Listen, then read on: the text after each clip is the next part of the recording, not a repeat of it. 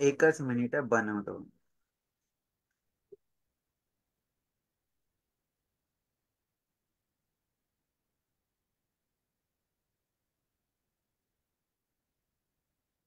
Okay. एक 2 मिनिटात मी okay. Introduction देतो आणि मग आपण सुरू करू. हो, हो, हो. नमस्कार, मी संकल्प फाउंडेशनच्या वतीने आपल्या सर्वांचे पुनश्च एकदा स्वागत करतो. आमचं NGO गेले 10 वर्ष झाले ऑनलाईन आणि ऑफलाईन दोन्ही मोडमध्ये महाराष्ट्रातील विविध भागात काम करत आहे. आमचा मुख्य जो तत्व आहे, महात्मा गांधीजींचं खेड्याकडे चला आणि स्वामी विवेकानंद रामकृष्ण परमहंसांचं शिवभावे जीवसेवा या तत्वाने आमचं NGO कार्यरत आहे. गेले 10 वर्ष झाले आम्ही ग्रामीण विकास, पर्यावरण, शिक्षण, आरोग्य अशा विविध क्षेत्रात कार्यरत आहोत. आणि गेले 10 वर्ष आम्हाला जी संधी मिळते समाजात काम करण्याची, त्याबद्दल निश्चितच आम्हाला गर्व आहे, अभिमान आहे. आमच्या NGOचं एक छोटीशी व्हिडिओ क्लिप मी इथं शेअर करतो.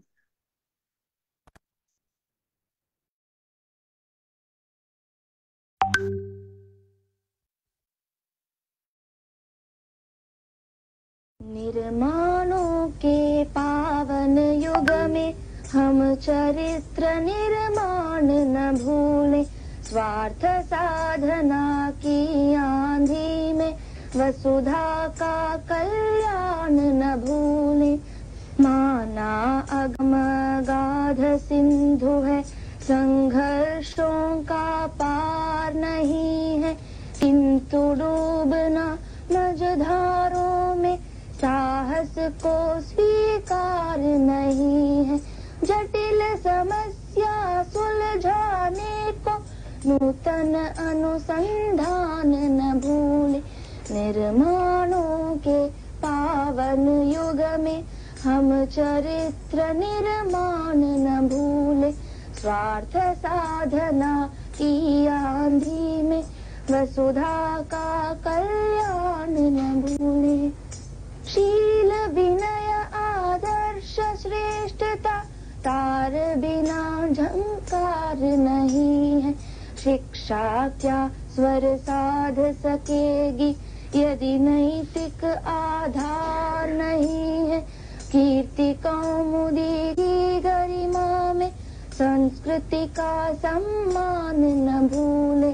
निर्माणों के पावन युग में हम चरित्र निर्माण न भूले, स्वार्थ साधना की आंधी में वसुधा का कल्याण न भूले। आविष्कारों की कृतियों में यदि मानव का प्यार नहीं है, सुजन कोरोना काळात जेव्हा आमच्या सगळ्या फिजिकल ऍक्टिव्हिटी बंद होत्या, आम्ही ऑगस्ट 2020 पासून ऑनलाईन वेबिनार सिरीज सुरू केली. अगदी ग्रामीण विकासापासून स्पर्धा परीक्षा, कृषी प्रक्रिया उद्योग यासोबतच शेतीचे वेगवेगळे प्रयोग करणारे शेतकरी असतील, नॅचरल फार्मिंग, मिलेट्स फार्मिंग यांचे देखील आम्ही व्याख्यानाचे आयोजन केले. यासोबत टीव्ही आणि मोबाईल स्क्रीन याचा अतिरेक टाळून पालकांनी कशी शिस्त लावावी याबद्दल पण आम्ही वेबिनार घेतला. यासोबत आपले राष्ट्रीय पुरुष छत्रपती शिवराय असतील, डॉक्टर बाबासाहेब आंबेडकर, भगवान गौतम बुद्ध यासारख्या विषयांवर देखील आम्ही महाराष्ट्रातील विविध तज्ञ लोकांना आमंत्रित केलं आणि त्यांच्या व्याख्यानाचे आयोजन केले ऑनलाईन स्वरूपात. आणि त्याला संपूर्ण महाराष्ट्रातून आम्हाला खूप छान रिस्पॉन्स मिळाला. आज आता आपण ज्या वेबिनार साठी जमलो आहोत, संवाद सारथी, त्याविषयी एक 2 मिनिटात सांगतो आणि मग आजच्या आपल्या कार्यक्रमाला सुरुवात करूया. संवाद सारथी सुरू करण्यापूर्वी आम्ही महाराष्ट्रातील आमचे डायरेक्टर बॉडीने सर्व इतर लोकांशी चर्चा केली की आपण असं काय उपक्रम सुरू करू शकतो की जो सर्वांसाठी खूप एक आगळ्या वेगळ्या स्वरूपाचा असेल. म्हणून आमच्या टीमने ठरवलं की वेगवेगळ्या लोकांचं मार्गदर्शन घ्यावं, तज्ञांचं, आणि मग असंच चर्चा करत असताना आमच्या मार्गदर्शिका भावनाताई विस्पुते यांनी सांगितलं की आपण नक्कीच संवाद सारथी यात जे पण स्पेशलाइज व्यक्ती आहे त्यांना पण आमंत्रित करूया आणि त्यांचा जीवन प्रवास जाणून घेऊ. आणि आतापर्यंत जे 80 महानुभाव येऊन गेले त्या प्रत्येकाकडून आम्हाला नवीन नवीन माहिती ऐकायला मिळाली, शिकायला मिळाली. आणि प्रत्येक जण इथं जे आले ते सगळे युनिक होते, त्यांच्या क्षेत्रात ते मास्टर ब्लास्टर होते. आणि त्यांनी जे कार्य केलंय ते आम्हाला ऐकायला मिळालं, शिकायला मिळालं आणि ते इतरांपर्यंत पोहोचवण्याची संधी आमच्या NGO ला मिळाली. मागच्या ऑगस्ट 2022 ला म्हणजे भारताच्या 75व्या अमृत महोत्सव स्वातंत्र्य दिनानिमित्त या वेबिनार सिरीजची सुरुवात झाली. आणि मला सांगायला आनंद होईल की आतापर्यंत 80 महानुभाव या ठिकाणी येऊन गेले. आज आपण 81व्या एपिसोड मध्ये आहोत आणि प्रत्येक वेळेस एक नवीन प्रेरणा आम्हाला या वक्त्यांकडून मिळते, या महानुभावांकडून मिळत असते. मी जास्त वेळ न घेता आपल्या आजच्या वक्त्या दीक्षा मॅडम यांचा परिचय करून देण्यासाठी डॉक्टर अनिता मॅडमला विनंती करतो. Doctor Anita madam. धन्यवाद सर. नमस्कार. संवाद सारथी या वेब संवाद सत्रातील 81व्या पुष्प गुंफण्यासाठी आपल्या अपंगत्वावर मात करत सामाजिक व व्यावसायिक क्षेत्रात आपले वेगळे स्थान निर्माण करणाऱ्या पुणे येथील राष्ट्रीय युवा पुरस्कार विजेत्या सुप्रसिद्ध प्रेरक वक्त्या माननीय दीक्षा दिंडे मॅडम आज आपणास लाभले आहेत. मॅडमचं प्रोफाईल वाचताना की खूप छान वाटलं की म्हणजे मॅडम इंटरनॅशनल लेवलला त्या शिकून आलेल्या आहे. तर एक असा म्हणजे सहजपणे विचार येतो, बापरे किती भाग्यवान आहेत. पण इथे मला सुप्रसिद्ध तत्ववेत्ते थॉमस जेफरसन यांचं वाक्य आठवत आहे की ते असं म्हणतात की मी बघितलंय की आपण जेवढी जास्त मेहनत करतो तर तितकं जास्त भाग्य आपल्याला साथ देत आहे. तर अर्थातच मॅडमची मेहनत आहे या सगळ्या मागे. तर मॅडमचा थोडक्यात परिचय करून देते. मला म्हणजे फार आनंद होतोय की मॅडमचा परिचय करून द्यायला म्हणजे मी मॅडमचा परिचय करून देते. तर माननीय दीक्षा दिंडे मॅडम आहे, तर त्यांचं शिक्षण BCom झालेलं आहे. बिझनेस ॲडमिनिस्ट्रेशनमध्ये मॅडमने BCom केलेलं आहे. आणि तसंच मॅडमचं MA देखील झालेलं आहे. आणि युनिव्हर्सिटी ऑफ या विषयामध्ये इतिहासामध्ये मॅडमचं MA झालेलं आहे. तसेच मॅडमने development and public policy from university of Saxena UK मधून मॅडमने MA देखील केलेला आहे. मॅडम सध्या assistant project office at FCL and inclusive consultant at diversity and ability ह्या संदर्भाचा मॅडमचा जॉब आहे. तसेच मॅडम सोशल प्रोजेक्टमध्ये देखील ॲक्टिव्ह असतात. त्या अपंगांना न्याय देण्याच्या उद्देशाने आणि उपेक्षित मुलांना शिक्षण देण्याच्या दृष्टिकोनातून सुद्धा मॅडम सामाजिक कार्यामध्ये सक्रिय आहेत. तसेच मॅडमचा छंद जो आहे तो वाचन आणि प्रवास करणे हा मॅडमचा छंद आहे. मॅडमची खूप सारे पुरस्कार आहेत, त्यातले निवडक पुरस्कार मी येथे सांगते. तर मॅडमला बेस्ट प्रतिनिधी पुरस्कार 2017चा म्हणजे बेस्ट डेलिगेट अवॉर्ड 2017चा मॅडमला मिळालेला आहे APYLC मलेशिया यांच्याकडून. तसेच राष्ट्रीय युवा पुरस्कार भारत सरकारचा देखील मॅडमला राष्ट्रीय युवा पुरस्कार मिळालेला आहे. तसेच गव्हर्नमेंट ऑफ इंडियाचा young achievers by Pune municipal corporation हा देखील मॅडमला पुरस्कार मिळालेला आहे. तसेच state youth award government of महाराष्ट्राचा तो देखील पुरस्कार मॅडमला मिळालेला आहे यंगेस्ट अचिव्हर्स म्हणून.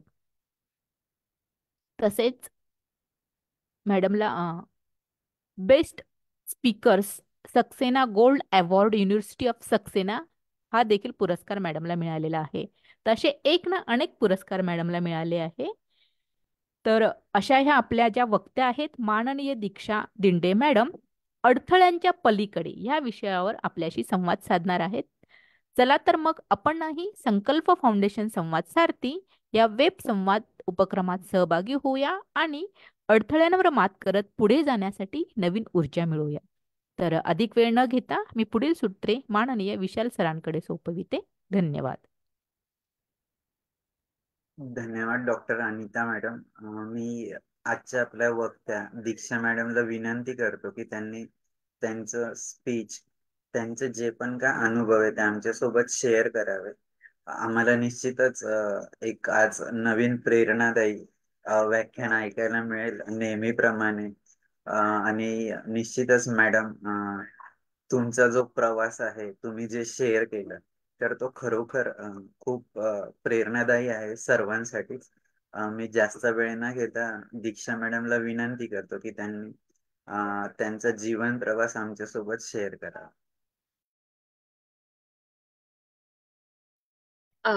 थँक्यू. सर्वप्रथम संकल्प फाउंडेशन आणि तुमचे स्पेशली आभार की तुम्ही मला आजच्या 81व्या पुष्पासाठी तुमच्या बोलण्यासाठी.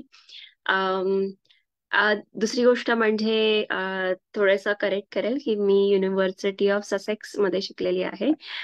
ते बोलताना सक्सेना चुकून झालेलं होतं. आणि माझ्या अजून एका गोष्टीसाठी माफी की माझा व्हिडिओ फार विचित्र डिस्प्ले होतोय. काहीतरी टेक्निकल एरर आहे माझ्या एंड मध्ये कडून, आणि त्यामुळे हे सत्र असंच आपल्याला चालू ठेवावं लागणार आहे. आपल्याकडे काही ऑप्शन नाहीये.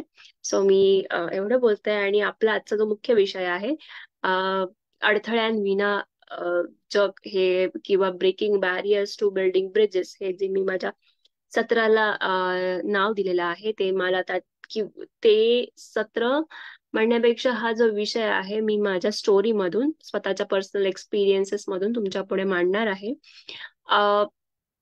मी जेव्हा म्हणते की मी आज, म्हणजे मगाशी ताई माझी ओळख करून देत होत्या, हे इतके सारे पुरस्कार मिळालेले आहेत, इतकं काही काही अचीव्ह केलेलं आहे, किंवा इतकं शिक्षण घेतलेलं आहे, परदेशात गेलेली आहे. परंतु या प्रत्येक ठिकाणी जाताना किंवा ही प्रत्येक अचीवमेंट मिळवताना मागे खूप सारे बॅरियर्स होते जे की ब्रेक करावे लागले. आजही जेव्हा मी उठते सकाळी, तेव्हा माझ्या पुढे असतं की आजचा दिवस मी कसा घालवायचा, किंवा आज माझ्या समोरचे जे बॅरियर्स आहेत ते मी कसे दूर करायचे. म्हणजे साधी गोष्ट आहे की मी उठायचंय, उठल्यावर मी वॉशरूमला कशी जाणार आहे, किंवा माझं घर जे पहिल्या मजल्यावर आहे, माझं घर ऍक्सेसिबल नाहीये, तर मी माझ्या म्हणजे कुठे बाहेर जायचं असेल तर मला खाली कोण नेणार, मला उचलून कोण घेणार, मला गाडीत कोण बसवणार, असे खूप सारे बॅरियर्स रोजच्या बेसिसवर आपल्याला मला ब्रेक करावे लागतात. आणि माझं डे टू डे लाईफ जे आहे का ते कंटिन्यू करावं लागतं. म्हणून मी म्हणते की हे इझी नव्हतं, की आता जे काही ऐकायला मिळतंय, जे काही दिसतंय ते इझी नव्हतं. ऑफकोर्स मला म्हणजे सांगायला, माझी ओळख करून द्यायला आता आवडते की मी स्वतःला I consider my self as a disabled woman. Me identify करते स्वतःला डिसेबल्ड वुमन म्हणून, आणि ती माझी आयडेंटिटी आहे. आणि ही आयडेंटिटी मी म्हणजे तुम्ही जर मला 1.5-2 वर्षापूर्वी बघितलं असतं, तर माझ्या लर्निंग्स ज्या काही डिसॅबिलिटीशी रिलेटेड आहेत, त्या लर्निंग्स मला असं सांगत होत्या की डिसॅबिलिटी ही माझी आयडेंटिटी नाहीये. तर मी जे काही अचीव्ह केलेलं आहे, माझे जो काही इंटेलिजन्स आहे, ती माझी आयडेंटिटी आहे. पण मी जेव्हा UK मध्ये जाते, तेव्हा मी सोशल मॉडेल ऑफ डिसॅबिलिटी शिकते, आणि तेव्हा मला कळतं की जशी आपण आपला धर्म, आपली जात, किंवा आपलं एखादं सोसायटीमध्ये असणारं स्टेटस, किंवा आपण आपलं जेंडर, आपण आपली भाषिक संस्कृती घेऊन ज्या अभिमानाने सांगतो की मी मराठी आहे, मी हिंदी भाषिक आहे, मी गुजराती आहे, किंवा मी हिंदू आहे, मी मुस्लिम आहे, ख्रिश्चन आहे, सिख आहे, अशी जी आपण ओळख करतो, तेव्हा आपण we should proudly say that if you have a disability, तुम्ही स्वतःला ती आयडेंटिफाय केलं पाहिजे, आणि ती तुमची ओळख आहे, ती तुम्ही लपवता कामा नाहीये, कारण की त्या ओळखीच्या बेसिसवरच तुम्ही इतकं सारं आज अचीव केलेला आहे. सो मी पुन्हा एकदा माझी थोडीशी सांगते बॅकग्राऊंड, की मी आताच UK मधून ग्रॅज्युएशन माझं पूर्ण केलेलं आहे. माझं सेकंड मास्टर्स होतं, ते गव्हर्नन्स डेव्हलपमेंट आणि पब्लिक पॉलिसी मध्ये मी केलेलं आहे विथ मेरिट. माझा डिझर्टेशनचा किंवा थिसिसचा तिकडचा विषय होता की दिव्यांगांसाठी किंवा डिसेबल्डसाठी जे काही इलेक्ट्रोल प्रोसेस असते, म्हणजे आता 2024 इलेक्शन्स जवळ आलेले आहेत आणि 2000 या इलेक्शन्स मध्ये जर दिव्यांग किंवा डिसेबल्ड पर्सन्स आपलं मत नोंदवणार असतील, तर ती नोंदवताना इलेक्शन कमिशनने कोणती काळजी घ्यावी जेणेकरून त्यांचं स्वतःचं पॉलिटिकल पार्टिसिपेशन वाढेल. अशा प्रकारचा एक माझा छोटासा थिसिस होता, ज्याच्यावर मी माझ्या ग्रॅज्युएशनच्या दरम्यान काम केलं. पुण्यात FCL म्हणून एक संस्था आहे, तिथे मी छोटं काम करते आणि तिथे मी असिस्टंट प्रोजेक्ट ऑफिसर म्हणून आहे. UK मध्ये सुद्धा डायव्हर्सिटी अँड अबिलिटी म्हणून एक संस्था आहे, जिथे मला इन्क्लुजन कन्सल्टंट म्हणून काम करता येते. फ्रीलॅन्सिंगचा जॉब आहे तो, पण तिथे त्या रोल थ्रू मला UK मध्ये काही जे एम्प्लॉईज आहेत त्यांना ट्रेनिंग देता आलं आणि शिकता आलं की डिसेबिलिटी नक्की काय असते, किंवा तुमची आयडेंटिटी तुम्ही कशी कॅरी करू शकता, इंटरसेक्शन ऑफ डिसेबिलिटी म्हणजे काय असतं. तर ह्या बऱ्याचशा गोष्टी आहेत, किंवा डिसेबिलिटीचे खूप सारे मॉडेल्स असतात, ते मला शिकता आले. विशाल, थोडंसं स्लाइड कराल का हो, तुम्ही सांगितलं की मी स्क्रीन? बदलवतो. येस. Okay okay. अजून स्लाइड करा. येस. जसं माझी दुसरी स्लाइड होती की मी डिसेबिलिटी जस्टिस ऍडव्होकेट आहे, म्हणजे ऍक्सेसिबिलिटी, इन्क्लुझिव्ह वर्क प्रॅक्टिसेस किंवा social model of disability, intersection of disability आणि जेंडर या गोष्टींवर मी पुण्यात काही सत्र घेते आणि त्याद्वारे जनजागृती करण्याचं काम मी करत असते. आणि जी सेकंड माझी आयडेंटिटी होती, म्हणजे मी इंट्रोडक्शन करताना लिहिलं की मला शिवनिंग scholar, I am a शिवनिंग scholar.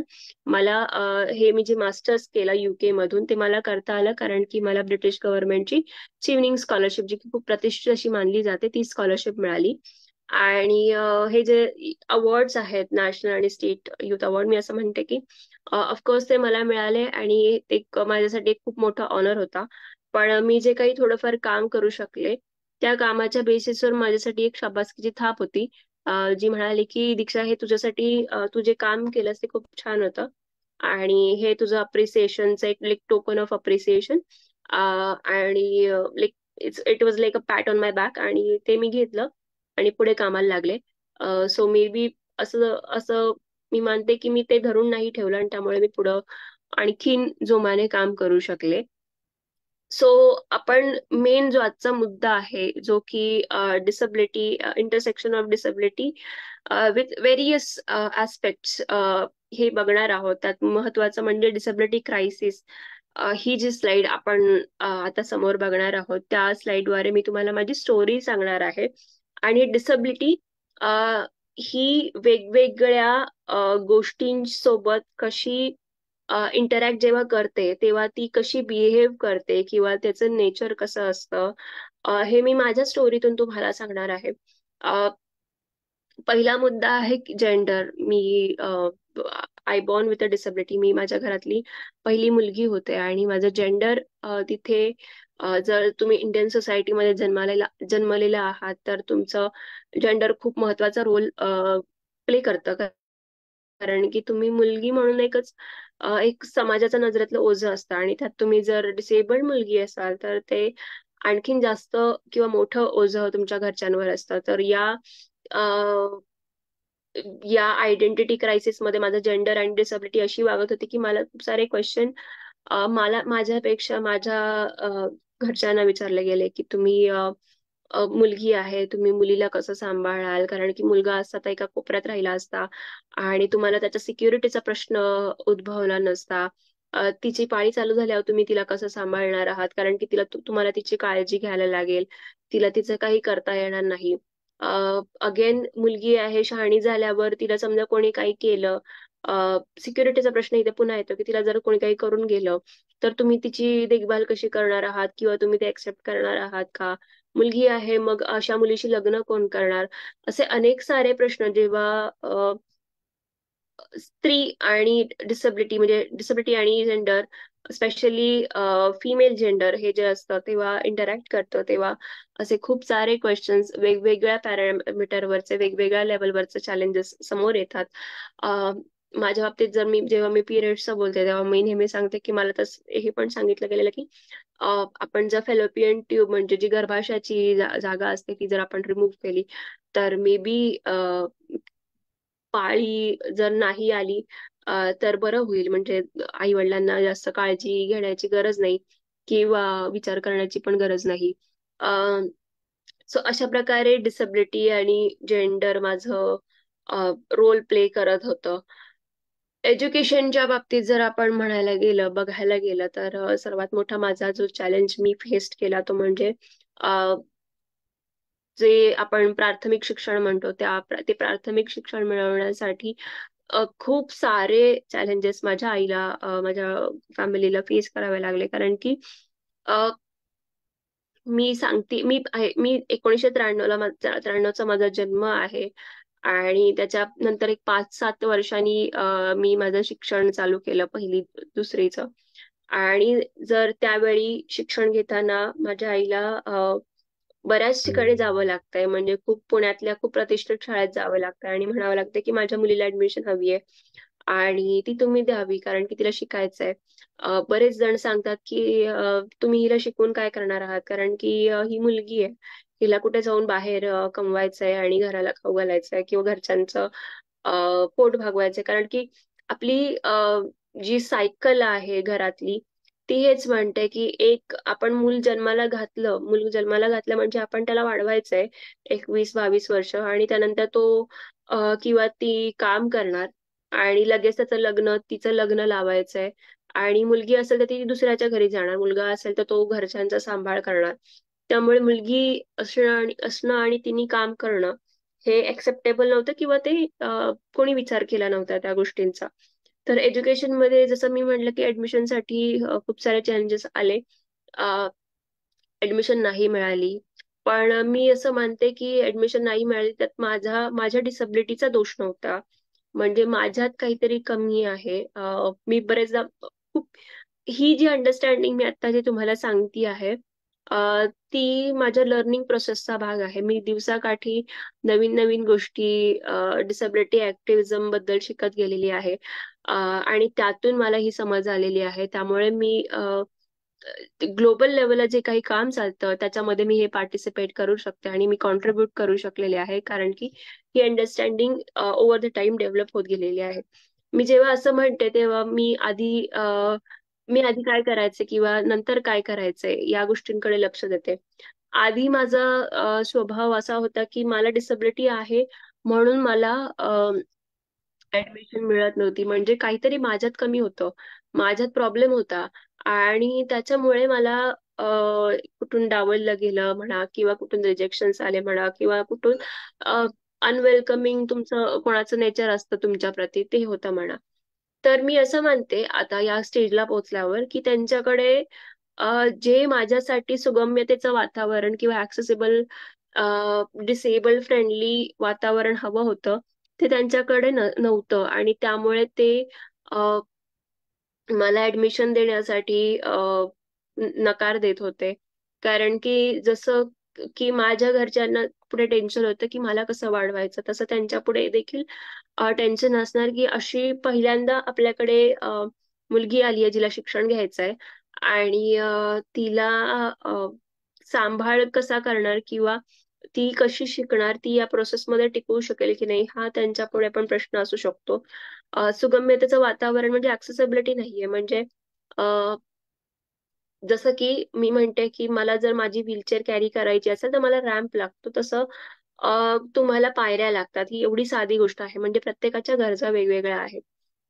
त्यामुळे ती मिळालं नाही, आणि मला माझं शिक्षण महानगरपालिकेच्या शाळेतून, कात्रज मधल्या जिथे मी राहते तिथून पूर्ण करावं लागलं. आता हे एज्युकेशन पूर्ण करताना बरेच जण हे पण म्हणत होते की तिला हॉस्टेलला टाकून दे. म्हणजे माझ्या आईला सजेशन मिळायचं की तिला हॉस्टेलला टाकून दे, कारण की नाही म्हटलं तरी तिला वाढवायचं आहे, मुलीला वाढवायचं आहे. आणि तिच्यासाठी घरची परिस्थिती अशी काही नाहीये की खूप नव्हती की खूप वेल सेटल आहोत. खूप प्रिव्हिलेज्ड घरातून आहोत. की आपल्याकडे खूप सारे पैसे आहेत, आपला फॅमिली बॅकग्राऊंड खूप स्ट्रॉंग आहे, किंवा आपले पॉलिटिकल कनेक्शन्स आहेत, etcetera what ever is the reason, आपल्याकडे ती प्रिव्हिलेज नव्हती. त्यामुळे तिला तू कशी सांभाळणार आहेस? तुमचं जर हातावरचं पोट असेल तर ते तुला 5 तास तिच्यात जर गुंतवावे लागले तिला, म्हणजे स्पेशली माझ्या आईला, कारण की पूर्ण जबाबदारी ही तिच्यावर येऊन पडलेली होती.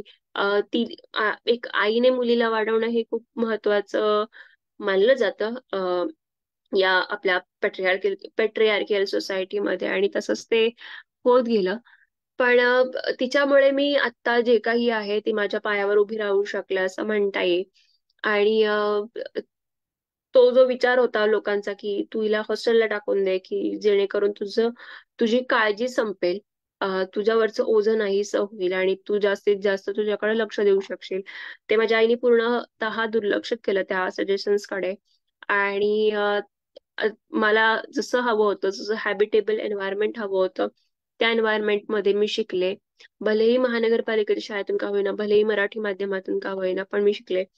पण असं होत असताना मी अकॅडमिक वाईज खूप स्ट्रॉंग होते. म्हणजे माझ्या अकॅडमिक्सचा जर तुम्ही रिझल्ट पाहिला तर तो खूपच चांगला होता. पण या दरम्यान असं व्हायचं की एक तर मराठी माध्यमातून शिकते आणि त्या डिसेबल्ड आहे, तर मला सांगितलं जायचं की तू अशी आहेस म्हणून तू चांगला स्कोअर करू शकतेस. मराठी माध्यमातल्या मुलांना काय खूप सहजपणे इतके चांगले मार्क्स मिळतात, आणि इतकं काही अवघड नाहीये. तू इंग्रजी माध्यमाचा तेव्हा तुला कळेल की कसं असतं, की काय असतं. किंवा तुझी तुझ्याकडे सिम्पथाईज करून, तुझ्या कंडिशनकडे सिम्पथाईज करून तुला टीचर्स जास्त मार्क्स देत असतील. तर असे खूप सारे डिस्क्रिमिनेटिव्ह कमेंट्स येत होते, आणि डिस्क्रिमिनेटिव्ह कमेंट्स येत होते. आणि त्यामुळे एक कुठेतरी कॉन्फिडन्सला इनडायरेक्टली कोणीतरी सतत हॅमर करत होतं, ते खिळे मारत होतं. आणि कॉन्फिडन्सला म्हणण्यापेक्षा स्वतःच्या आयडेंटिटीला, मी कोण आहे किंवा मी जी कोणी आहे तिच्यात काहीतरी कमी आहे, आणि त्या कमीमुळे मला ही ट्रीटमेंट मिळते, म्हणजे सगळा दोष माझ्यातल्या ज्या काही कमी आहेत गोष्टी त्यांचा आहे, ना की त्यांचा आहे. कारण की त्यांच्याकडे ऍक्सेसिबल एन्व्हायरमेंट नाही हा त्यांचा दोष नाहीये असं त्यांना, लोकांना वाटतं. आज जेव्हा 25-30 वर्षानंतर सोशल मॉडेल ऑफ डिसबिलिटी शिकते, तेव्हा मला कळतं की जर आपण आज आपल्या आजूबाजूचे बॅरियर्स रिमूव्ह केले, तर आपण सगळ्यांसाठी एक हॅबिटेबल एन्व्हायरमेंट, इन्क्लुसिव्ह एन्व्हायरमेंट कसं बनवू शकतो. म्हणजे दोष हा काही डिसबिलिटी नसतो, तर दोष हा बॅरियर्स मध्ये असतो. आणि जर आपण बॅरियर्स रिमूव्ह करू शकलो, तरच आपण ते एक ब्रिज क्रिएट करू शकू, जिथे की सगळ्या कम्युनिटी एकत्र येऊन राहतील. एज्युकेशनचं म्हणाल तर पुन्हा की मी या फेजमध्ये, महानगरपालिकेची शाळा तर 7वी पर्यंतचीच होती, त्यानंतर पुन्हा ऍडमिशन घेण्यासाठी पुन्हा ते रिजेक्शन, पुन्हा त्याच त्याच गोष्टी प्रत्येक स्टेजवर कराव्या लागत होत्या. फॉर्च्युनेटली 10वी नंतर असे काही अनुभव नाही आले, कारण की 10वी नंतर बऱ्याचशा शाळांमध्ये लिफ्ट होती. परंतु व्हायचं असं ना की मी मी जशी जशी मोठी होतीये, तसं तसं माझं वय वाढतंय, आणि त्याबरोबर माझं वजन पण वाढतंय. आणि हे जे रिअलायझेशन होतं की मी मोठी होतीये, म्हणजे फक्त मी मोठी नाही होते किंवा माझी वाढ नाही होते, तर माझ्या बरोबर मला जी सांभाळतीये, जी माझी आई आहे, तिची पण वाढ होती. आणि ती सुद्धा वाढ होते म्हणण्यापेक्षा मी अ, वजन वाढतंय माझं ती एक वेगळी गोष्ट आहे, पण माझी आई वृद्ध होतीये, ती तिच्या वार्धक्याकडे झुकत चालली आहे. आणि तिने मला सतत उचलणं, त्याच्यामुळे तिच्या पण बॉडीवर काही परिणाम होत होते. सो ते बघवत नव्हते. या दरम्यान स्वतःच्या बॉडीवर कंट्रोल मिळवणं खूप माझ्यासाठी महत्वाची गोष्ट मला वाटली. कारण लहान होते तेव्हा तर बॉडीवर कंट्रोल नव्हता. जसं जसं मोठी झाले तशी स्वतःवरती अ, एक काय म्हणूयात जबाबदारीचं भान आलं किंवा ती समज आली. आणि त्या समजेमुळे मी पाणी पिणं कंट्रोल केलं. कारण की पाणी पिणं कंट्रोल केलं तर मला वॉशरूमला जावं नाही लागणार. शाळेमध्ये बाकीच्या मुलींसाठी वॉशरूम्स नव्हते, तर माझ्यासाठी ऍक्सेसिबल वॉशरूमची चा विचार करणं हे फारच म्हणजे आउट ऑफ द वर्ल्ड होतं. नंतर सुद्धा कॉलेजमध्ये सेम कंडिशन की बेसिक वॉशरूम्स होते, ऍक्सेसिबल वॉशरूम्स वगैरे तसा काही प्रकार नव्हता. आणि त्यामुळे जेव्हा स्वतःच्या बॉडीवर कंट्रोल करू शकले, पाणी पिणं कंट्रोल करू शकले, त्यामुळे आता देखील जर मला ट्रॅव्हल करायचंय कुठेतरी, खूप लांब पल्ल्याचा प्रवास करायचाय, ट्रेननी ट्रॅव्हल करायचंय, तर मी पूर्ण दिवस पाणी पित नाही आणि मी तसं माझ्या वॉशरूमला करण्यासाठी स्वतःच्या बॉडीला इंटॅक्ट ठेवते आणि मी कंट्रोल करते. कारण की एकतर आपण समजा ट्रेनचा प्रवास बघितला तर ट्रेन मध्ये चढणंच माझ्यासाठी खूप मुश्किल आहे, म्हणजे अनइमॅजिनेबल आहे. मला कोणीतरी लागतं आणि त्याही परिस्थितीत टॉयलेटमध्ये जाणं आणि त्या अनक्लीन अनहायजेनिक ठिकाणी जाऊन कसं बसू, कसं काय आपण करू, हा विचार देखील मनाला शिवत नाही. त्यामुळे ते करावं लागतं. जेवण कंट्रोल करत गेले, कारण मी जसं मगाशी म्हटलं की माझ्यासोबत माझी आई सुद्धा मोठी होत होती.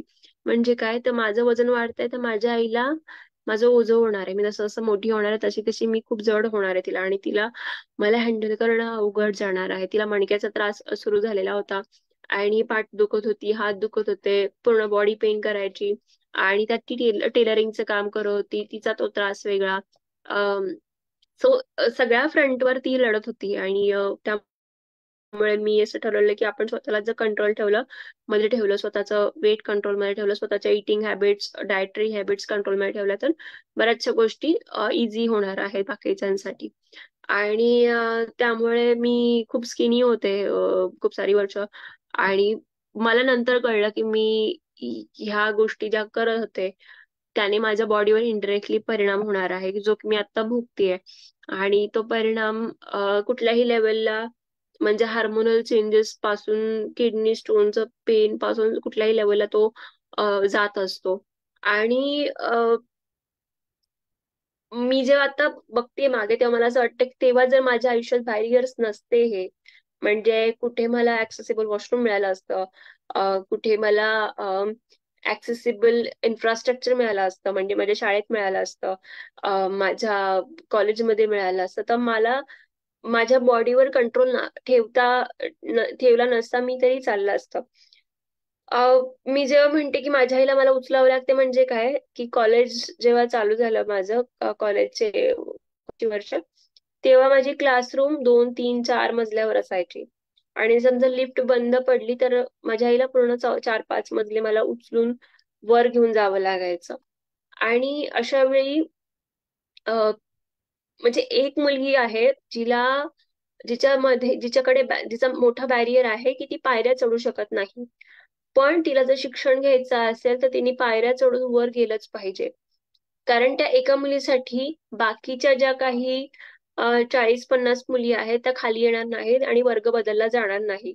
सो इतके सारे अडथळे रस्त्यात असताना, इतके सारे बॅरियर्स रस्त्यात असताना माझ्याकडे एकच ऑप्शन होता, म्हणजे माझ्याकडे म्हणा किंवा माझ्या आईकडे पण एकच ऑप्शन होता की मला शिक्षण देणं, मला चांगल्यात चांगलं शिक्षण मिळवून देणं आणि माझ्या पायावर उभं करणं. यात चांगली गोष्ट अशी झाली की मी I was like very good in academics. त्यामुळे मी माझ्या आईचे कष्ट मेहनत बघत होते. माझी आई म्हणा, माझी आजी म्हणा, हे सगळेच जे फिमेल फोर्स माझ्या मागे जो उभा होता तो खूप मोठा होता, आणि त्यांच्या सपोर्टमुळे, या स्ट्रॉंग लेडीच्या सपोर्टमुळे मी हे करू शकले. अम, तर मी जेव्हा म्हणतेय की सॉरी, मी पॉइंट मिस केलाय एक बोलता बोलता. करू शकले. आणि माझं शिक्षण मी पूर्ण केलं, ग्रॅज्युएशन बिझनेस ऍडमिनिस्ट्रेशन मध्ये. आणि नंतर मग मी ओपन युनिव्हर्सिटी मधून MA हिस्ट्री केलं. तेव्हा मी UPSC ची तयारी करत होते. हा मुद्दा असा होता की हे सगळं करत असताना मध्ये आयुष्यात सुसायडल टेंडन्सीज खूप होत्या. म्हणजे हेल्थचा जो प्रॉब्लेम विषय आहे, हेल्थ आणि सोशल लाईफचा, तो it goes hand in hand. कारण की त्यांचं इंटरसेक्शन डिसेबिलिटीचं हेल्थ सोबत जेव्हा होतं तेव्हा मी माझ्यावर परिणाम करून घेत असते. हेल्थचं इंटरसेक्शन जेव्हा सोशल लाईफवर होतं तसं तेव्हा हे जे बॅरियर्स असतात ते मला थांबवत असतात डे टू डे लाईफ मध्ये बाहेर जाऊन पार्टिसिपेट करायला. कारण की जर बॅरियर्स असतील तर मी विचार देखील नाही करणार मी बाहेर जाईल आणि मी एखादी गोष्ट करेन. मला वाटतं की अ, हे जे अनुभव मी आता सांगते हे फक्त माझं नाहीयेत. हे अनुभव प्रत्येक त्या व्यक्तीचे आहे ज्यांनी आपल्या आयुष्यात कधी ना कधी डिसॅबिलिटी सोबत त्यांचा सामना झालेला आहे. तुम्ही म्हणजे आता संकल्प फाउंडेशनचं आजचं 81वं पुष्प आहे. मी आधीचे सत्र ऐकलेली नाहीयेत, पण मला वाटतं की प्रत्येकाची स्टोरी आधी जे काही कोणी लोक आलेले होते त्यांची स्टोरी कुठे ना कुठे या पॅरामीटरवर त्यांनी रिलेट ते करतीलच आणि तुम्ही सुद्धा ते रिलेट करू शकाल. कारण की बॅरियर्स असणं आणि ते रिमूव्ह करण्यासाठी प्रयत्न करणं ही फार गरजेचं आहे आजच्या काळात. सुसाइडल टेंडन्सीज ज्या होत्या त्या माझ्या सोशल लाईफ मुळे होत्या. म्हणजे काय की मी रेडी नव्हते स्वतःला जसं आहे तसं ऍक्सेप्ट करायला. त्यामुळे 16 वर्ष माझा पूर्ण जे आपण डिसेबिलिटीचं मॉडेल आहे, मेडिकल मॉडेल ऑफ डिसेबिलिटी, ते मॉडेल असं म्हणतं की या मॉडेलमध्ये सगळेजण मागे लागतात तुमच्या, की तुमची कंडिशन जी आहे ती खूप वाईट आहे आणि ती कंडिशन फिक्स करण्याची गरज आहे. म्हणजे मला चालता येत नाही, म्हणजे मला जर फिक्स केलं तर मी चालायला लागेल. पण ह्याच्यात झालं असं की मेडिकल मॉडेल नेहमीच म्हणजे गोष्टी कधी कधी चांगल्या करतं असं नाही. माझ्या बाबतीत उलट झालं. माझ्या बाबतीत माझी जी ट्रीटमेंट कंटिन्युअसली 16-17 वर्ष चालू होती त्याच्यामुळे माझी जी कंडिशन होती ती जास्त वर्स झाली. आणि त्यामुळे जो जो काही आयडेंटिटी क्रायसिस होता तो खूप मोठ्या प्रमाणात होता. आणि त्यामुळे मी स्वतःला नेहमी माझ्यात काहीतरी कमी आहे आणि त्या कमीमुळे मी स्वतःला संपवण्याच्या विचारात होते. पण माझ्याकडून ते झालं नाही. पण खूप साऱ्या गोष्टी नंतर आयुष्यात घडल्या आणि त्याच्यामुळे मी एक टर्निंग पॉइंट बघू शकले आणि आयुष्याकडे बघण्याचा दुसरा एक वेगळा आउटलुक मिळाला. एम्प्लॉयमेंट मध्ये देखील सेम मला एक्सपिरियन्स आला की माझ्याकडे झालं असं की एम्प्लॉयमेंट तर डिग्री जर आहे ऍडमिनिस्ट्रेशनची, बिझनेस ऍडमिनिस्ट्रेशनची, पण माझ्याकडे एक्सपिरियन्स आहे सोशल सेक्टर मधला. सो तुमच्याकडे डिग्री नाहीये MSW ची म्हणा किंवा कुठल्याही डेव्हलपमेंट सेक्टरशी रिलेटेड डिग्री नाहीये आणि तुमचा अनुभव तुमचा एज्युकेशनल बॅकग्राऊंड वेगळा आहे म्हणून ती एम्प्लॉयमेंट नाकारली जायची. किंवा कधी कधी असं व्हायचं की तुमच्याकडे बिझनेस ऍडमिनिस्ट्रेशनची डिग्री आहे पण तुमच्याकडे त्याच्याशी रिलेटेड एक्सपिरियन्स नाहीये. त्यामुळे तो एक मोठा एक सेटबॅक असायचा. पण सर्वात महत्वाचं म्हणजे कुठल्याही ठिकाणी जर मी गेले त्यावेळेस सर्वात मोठा जो काही इम्पॅक्ट होता तो होता ऍक्सेसिबिलिटीचा. ऍक्सेसिबिलिटी जर ऍक्सेसिबिलिटी जर नसती तर म्हणजे असती तर मला इझी एंट्री त्या ठिकाणी मिळाली असती आणि एम्प्लॉयमेंट मिळवणं खूप सोपं झालं असतं. पण जसं शाळेत सांगितलं गेलं की आमच्याकडे तुझ्यासाठी सुगम्यता नाहीये किंवा ऍक्सेसिबल इन्फ्रास्ट्रक्चर नाहीये, डिसेबल फ्रेंडली इन्फ्रास्ट्रक्चर नाहीये. तसंच काहीसं एम्प्लॉयमेंट मध्ये देखील झालं की तुला 8 तास काम करावं लागेल आणि जर हे 8 तास काम केलं तर तू कशी सर्व्हाइव्ह करू शकशील, तू कसं स्वतःला तुझी काळजी कोण घेईल, किंवा आमच्याकडे लिफ्ट पण नाहीये मग तुला कसं जमेल, असे खूप सारे असंख्य प्रश्न मध्ये मध्ये यायचे.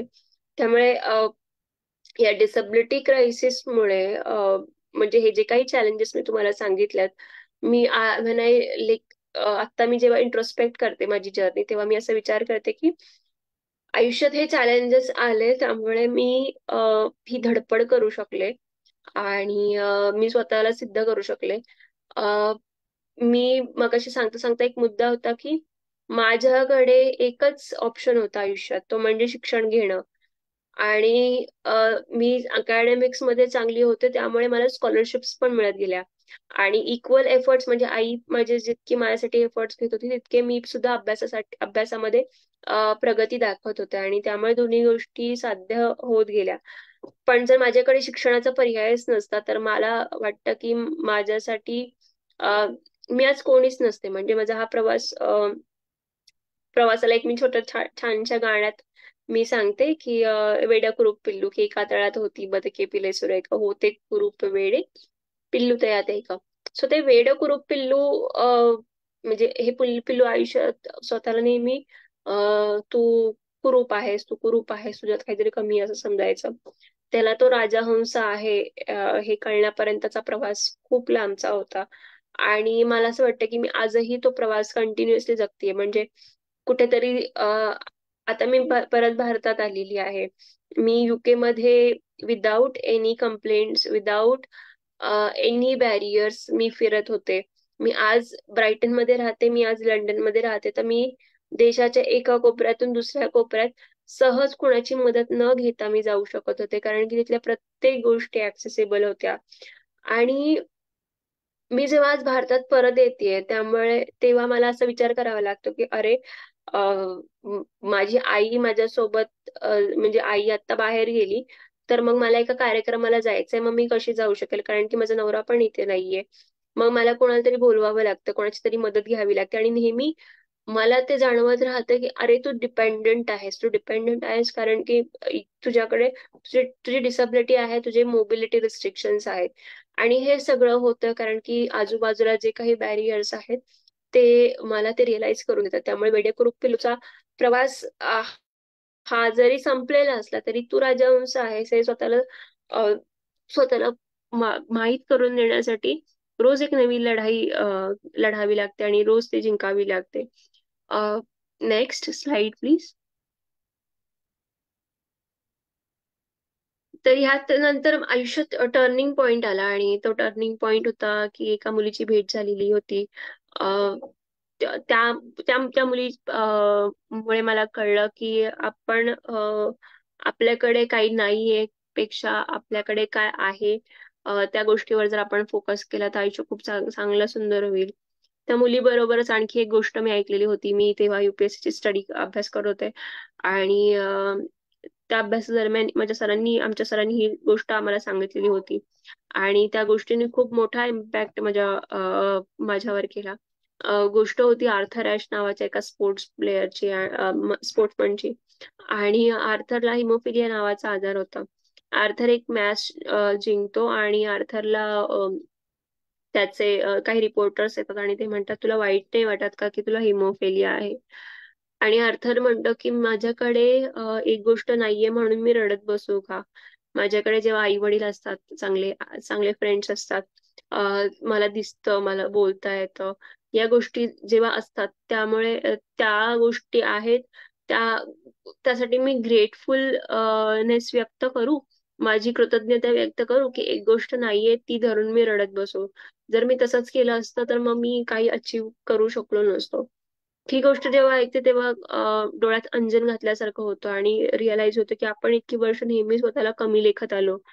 आणि आपण लोकांना सुद्धा ती परमिशन दिली की तू म्हणजे मी लोकांना परमिशन दिली की तुम्ही मला सतत ते जाणवून देत जावा की माझ्यात काहीतरी कमी आहे. मी त्यांना परमिशन देत होते मला डिस्क्रिमिनेट करायची, मी त्यांना परमिशन देत होते मला बोलायची. आणि या स्टोरी नंतर मला असं वाटतं की मी स्वतःसाठी स्टँड घ्यायला शिकले.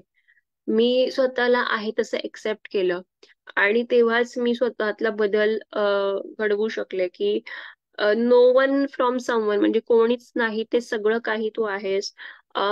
किंवा कोहम ते सोहम आपण हे जे संस्कृत मधले एक वाक्य ऐकतो, तो प्रवास मी या गोष्टींना धरून मी रिलेट करते. तेव्हा नेक्स्ट तेव्हा मी म्हणजे सेल्फ लव्ह ही पण कॉन्सेप्ट शिकले. जर तुम्ही म्हणजे स्वतःवर प्रेम करू शकत नाही तर कोणालाही तुम्ही तो अधिकार देऊ शकत नाही की त्यांनी यावं तिने यावं आणि तुम्हाला आहे तसं एक्सेप्ट करावं. कारण की तुम्हाला आहे तसं जर एक्सेप्ट केलं, तुम्ही एखाद्या गोष्टीला जर धरून बसलात तर तुम्ही कधीच मूव्ह ऑन होऊ शकणार नाही. आणि ते सतत कंप्लेनिंगची सायकल तुमच्या मनात तयार होईल. तुम्ही सतत स्वतःला कमी लेखाल, तुम्ही सतत स्वतःला तुमच्यामध्ये काहीतरी प्रॉब्लेम आहे असं तुम्ही जाणून द्याल आणि तुम्ही त्या ट्रॅप मध्ये अडकाल. सो मला असं वाटतं की हे एक्सेप्टन्स माझ्यासाठी खूप महत्वाचं होतं. आणि एक्सेप्टन्समुळे मी करू शकले. तर पुढची स्लाइड घ्याल का?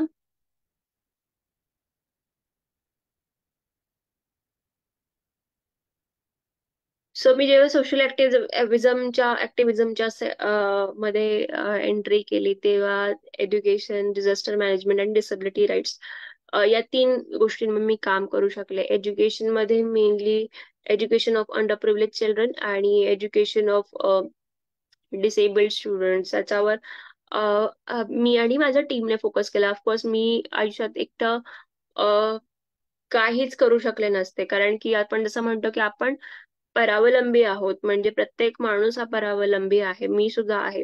फक्त मला त्या गोष्टीची गरज जास्तीत जास्त वेळा लागते दिवसातून. I was like fortunate enough की मला खूप सारी म्हणजे चांगली फॅमिली सपोर्टिव्ह तर होतीच, पण त्याच्याबरोबर माझे फ्रेंड सर्कल सुद्धा खूप मोठा माझा सपोर्ट होता, ज्यांनी मला कधीच ही कमी कमीची जाणीव होऊ दिली नाही. आणि मग पुण्यातला ग्रीन सिग्नल स्कूलचा मुलांसाठीचा जो प्रोजेक्ट असो, किंवा अंध अपंग मुलांना रीडर्स रायटर्स प्रोव्हाइड करून देणं असो, किंवा एज्युकेशन म्हणजे फक्त एज्युकेशन शिक्षणच नाही, तर इन्क्लुझिव्ह शिक्षण म्हणजे सुगम्यता तुम्ही शिक्षणामध्ये कशी आणाल, तुम्ही ऍक्सेसिबल एन्व्हायरमेंट कसं कराल, तुम्ही इन्फ्रास्ट्रक्चर ऍक्सेसिबल कसं कराल, जेणेकरून सगळी जण irrespective of their caste, gender, disability एकत्र येऊन शिकू शकतील.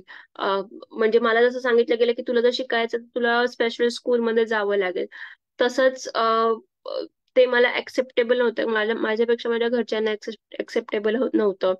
आणि या गोष्टींवर मेनली मला काम करायचं होतं, कारण की मला जे काही अनुभव आले ते दुसऱ्यांना येऊ नये, त्यासाठी मी धडपड करत होते.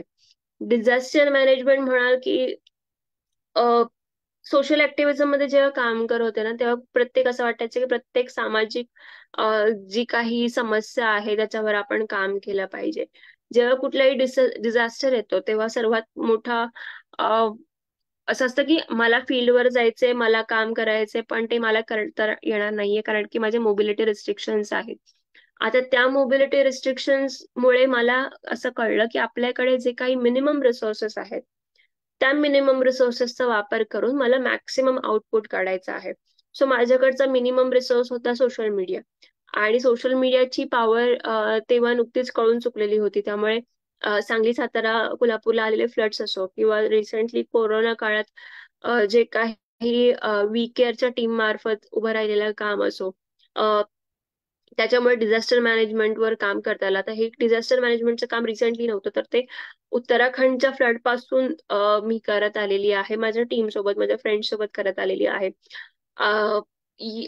आणि तिसरी गोष्ट आहे डिसेबिलिटी राईट्स. डिसेबिलिटी राईट्स मध्ये मी मगासपासून म्हणते की ऍक्सेसिबिलिटी ती गरजेची होती, बॅरियर्स रिमूव्ह करणं गरजेचं आहे.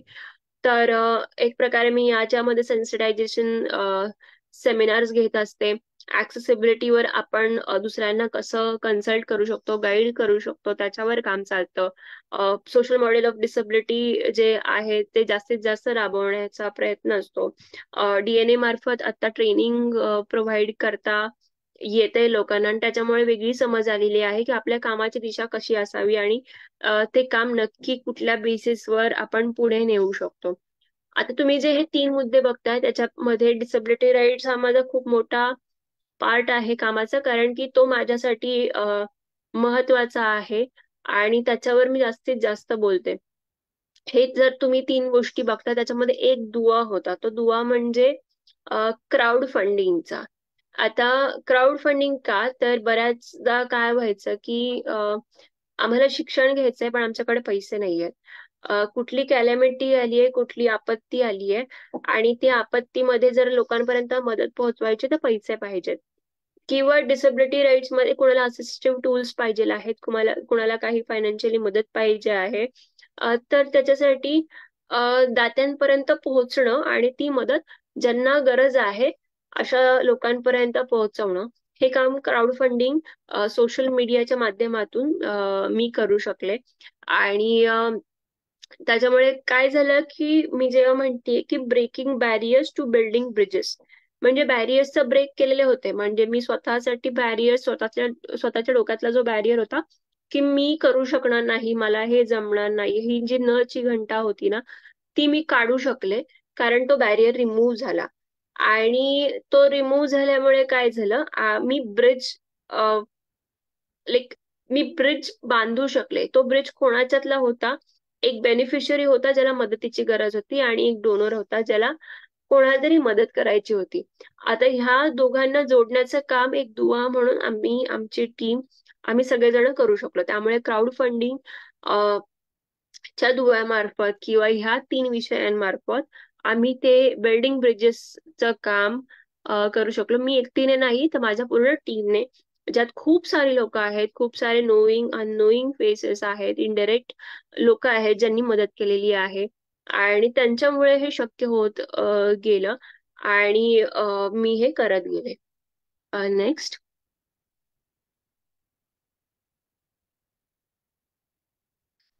स्लाइड होता का? सो हे फोटोज आहेत ग्रीन सिग्नल स्कूलचे. नेक्स्ट तुम्ही करू शकता, स्क्रोल करू शकता. ही आमची टीम आहे, मुलांना शिकवती, तुम्ही बघू शकता. हे आमची मुलं आहेत. स्क्रोल करा तुम्ही, फोटोज आहेत फक्त.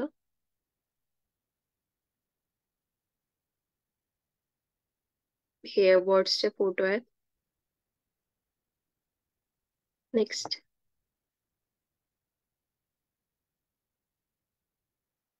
Okay, so reel versus real मी ह्याच्यासाठी दिलंय की खूप खूप साऱ्या अचीवमेंट्स होत होत्या, खूप लाईमलाईट मध्ये येत होते, लोकांपर्यंत पोहोचत होते, 4 शब्द बोलत होते.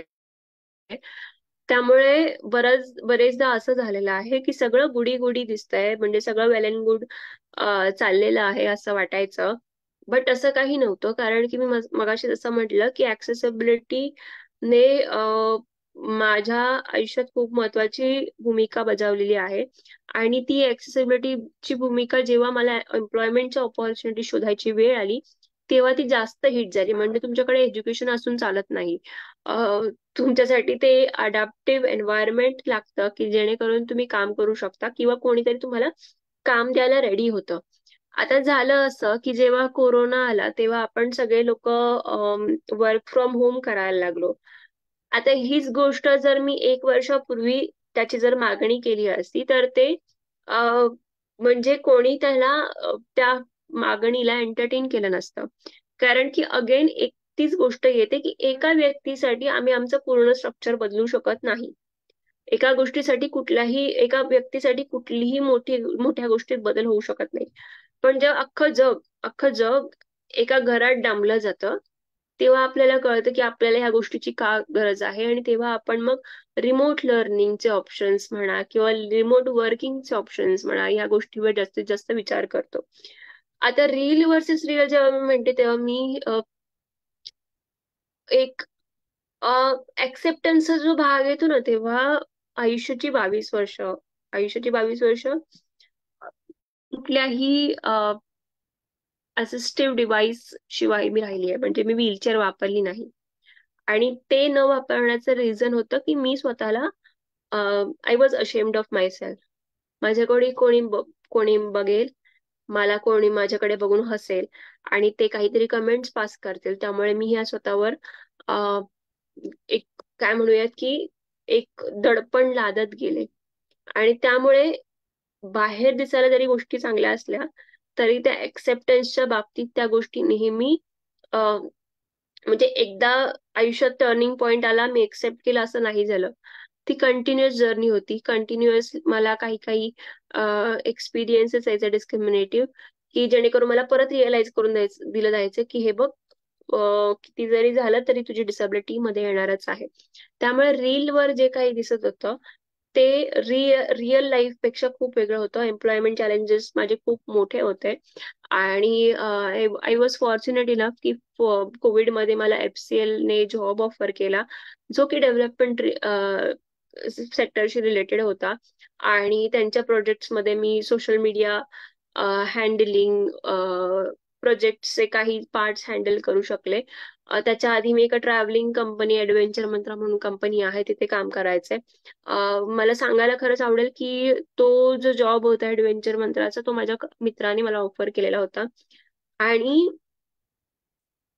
कंपनीमध्ये आधी माझी हायरिंग झाली आणि मी कंपनीमध्ये हायर झाल्यानंतर माझ्या अकॉर्डिंगली त्यांनी ऑफिस बघितलेलं होतं, जेणेकरून मी जर व्हीलचेअर घेऊन कधी गेले ऑफिसमध्ये तर माझी व्हीलचेअर आरामातपणे त्या दरवाजातून निघू शकेल. तिथे आजूबाजूला टॉयलेट असेल, जेणेकरून मला जर वॉशरूमला जायचं असेल तर मी कंट्रोल न करता मी फ्रीली तिथे जाऊ शकेल आणि माझ्यासोबत नेहमी कोणीतरी असेल जे की मला मदत करतील. सो एकदम अंडर व्हॅल्यूड, अंडर प्राइस्ड काम केलं, पण त्यातून सुद्धा खूप काही शिकायला मिळालं.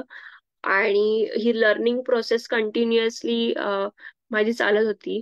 नेक्स्ट स्लाइड मध्ये तुम्ही बघू शकता की एक अपॉर्च्युनिटी होती जी की होती rehabilitation international of south Korea. तिथेही फेलोशिप मिळाली होती, ज्या फेलोशिप मध्ये मला साऊथ कोरियाचा ऍक्सेसिबल इन्फ्रास्ट्रक्चर, तिथल्या पॉलिसीज, तिथली एज्युकेशन सिस्टीम यांचा अभ्यास करता आला. हा एक छोटा ग्रॅज्युएशन प्रोग्राम होता त्यांचा काही दिवसांचा, ज्यात सगळ्या देशांमधून, जगामधून फक्त दहा फक्त 10 लोकांची निवड करण्यात आली होती आणि त्या 10 लोकांमध्ये मी होते. सो खूप मोठं मला ही अपॉर्च्युनिटी मिळाली. आणि नेक्स्ट आहे शिवनिंग स्कॉलरशिप. शिवनिंग स्कॉलरशिपमुळे मी मगाशी म्हटलं तसं युके मधलं ऍक्सेसिबल एन्व्हायरमेंट खरंच कसं वर्क करतं, मी खरंच कसं डे टू डे बेसिसवर मी तिथे राहू शकते. आणि इथे मला डिसेबिलिटी माझी कधीच मॅटर केली नाही, कारण की मला तिथे कधी बॅरियर्सच आले नाही. तिथे एक जरी एम्प्लॉई आपल्यापेक्षा त्याच्या नीड्स जर वेगळ्या असतील तर कंपनी स्वतःहून हायरिंगच्या वेळेस विचारते की तुमच्या काही नीड्स वेगळ्या आहेत का, आणि आम्ही त्या नीड्स ऍड्रेस करण्यासाठी काय करू शकतो. सो इतक्या लेवलला ते माइंडफुल असतात की आपल्यामुळे आपल्या एम्प्लॉयरला त्रास होऊ नये आणि त्याच्यासाठी त्याचं काम करण्यासाठी एक कंडक्टिव्ह एन्व्हायरमेंट क्रिएट करावं, यासाठी ते नेहमी प्रयत्नशील असतात. सो या 2 अपॉर्च्युनिटीजमुळे मला खूप काही शिकता आलं. मगाशी मी म्हटलं ना की आर्थराची जेव्हा स्टोरी सांगत होते की तेव्हा मी रडत होते की माझ्याकडे एक गोष्ट नाहीये म्हणजे मला चालता येत नाहीये, आणि आता माझ्याकडे सगळं काही होतं.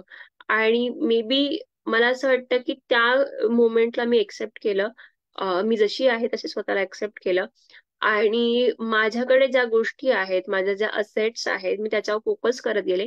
आणि मी ती एक कृतज्ञता व्यक्त करत गेले वेळोवेळी वेळोवेळी की मला ठीक आहे, मला चालता येत नाही, पण माझी बुद्धी शाबूत होती आणि माझी कुठल्याही परिस्थितीत कुठल्याही लेवलला जाऊन काम करण्याची तयारी होती आणि चांगल्या गोष्टींसाठी नेहमी प्रयत्नशील राहून काम करण्याची तयारी होती. त्यामुळे मी हे करू शकले, मला असं वाटतं. आता आपण नेक्स्ट स्लाइड प्लीज. मी बऱ्याच वेळ झाला तुम्हाला बोलतीये की डिसेबिलिटी, डिसेबल्ड, मी हे प्रश्न विचारतीये, पण नक्की डिसेबिलिटी म्हणजे काय असते. आता मी सेशन्स घेताना बरेचदा हा प्रश्न विचारते लोकांना आणि मला खूप सारे इंटरेस्टिंग आन्सर्स येतात. काही जण म्हणतात की डिसेबिलिटी म्हणजे ज्याला 2 हात नाहीयेत किंवा पाय नाहीये, जो वेडा आहे, जी वेडी आहे, जे अबनॉर्मल आहेत, ते म्हणजे डिसेबल्ड असतं. तर असं काही नसतं. पहिली गोष्ट, नॉर्मल आणि अबनॉर्मल ह्या फक्त एक मेडिकल टर्म्स आहेत जे डिस्क्राईब करण्यासाठी वापरतात. आपण जर पाहिलं तर प्रत्येक मनुष्याच्या गरजा वेगवेगळ्या आहेत.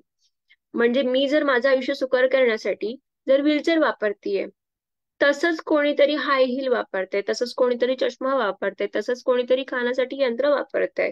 आणि ही इतकी साधी गोष्ट असते.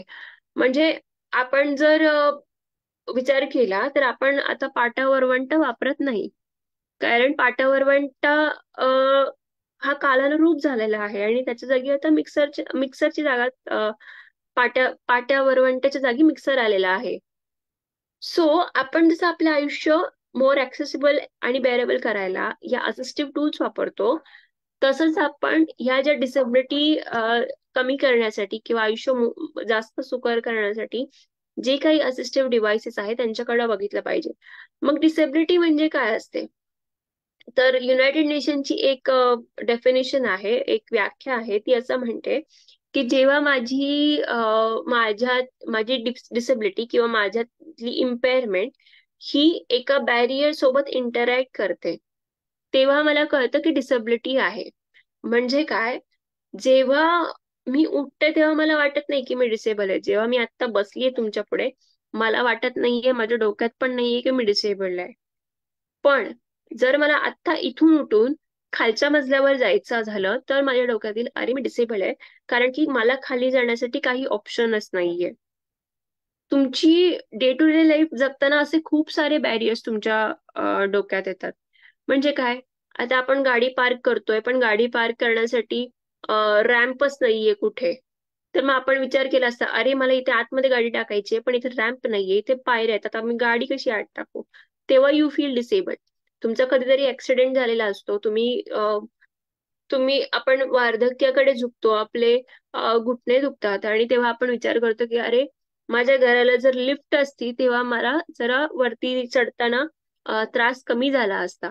माझ्या घरात जर टॉयलेट असतं तर आज माझ्या पायाचा ऍक्सिडेंट झालेला आहे, तेव्हा मला कळतंय की माझ्या बेडवर उठून मला बाथरूम मध्ये जाणं किती अवघड आहे. आणि त्या मोमेंटला मला दिसतो की माझ्यासमोर खूप मोठा बॅरियर आहे, आणि तो बॅरियर मला रिअलाइज करून देतो की मी डिसेबल्ड आहे.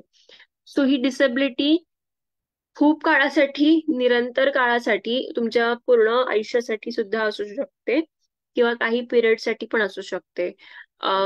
इथे मेडिकल मॉडेल येतं की तुमची डिसेबिलिटी किती सिव्हिअर आहे आणि तुम्ही तिला कसं ट्रीट करताय आणि कसं त्याच्यावर रिॲक्ट करताय, ह्या गोष्टींचा पार्ट येतो.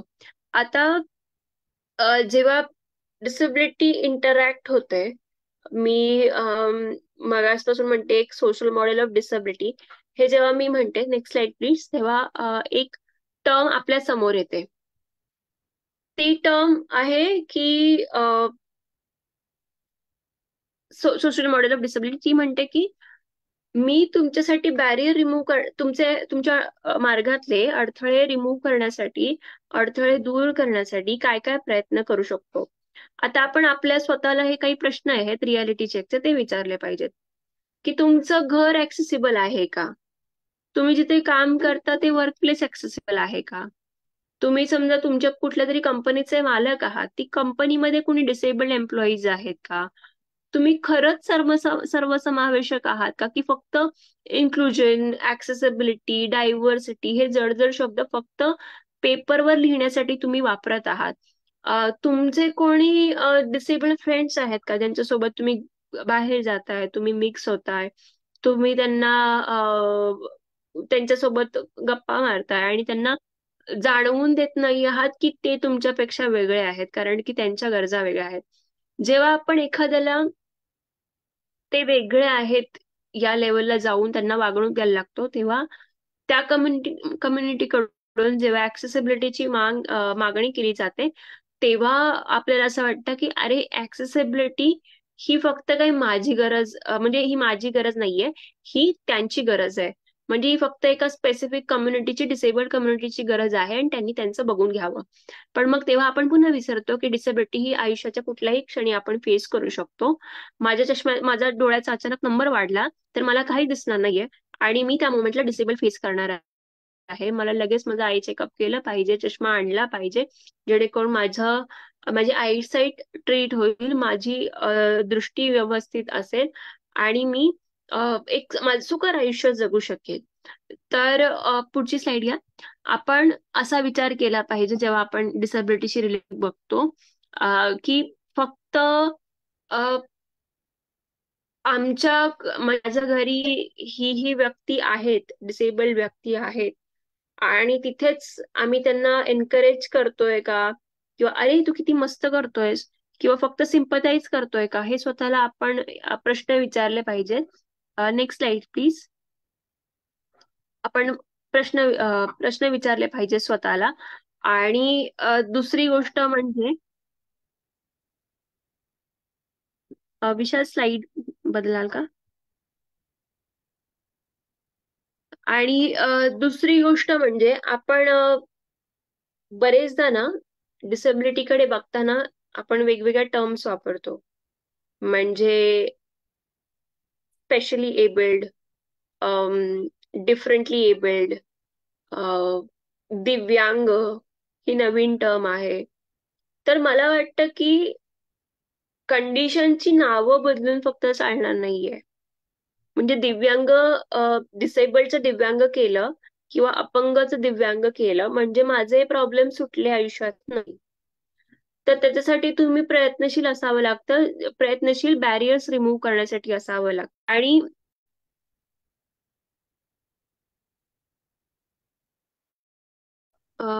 विशाल, मला स्लाइड दिसत नाहीयेत. माझं लॅपटॉपचं कनेक्शन गेलं एक 2 मिनिट.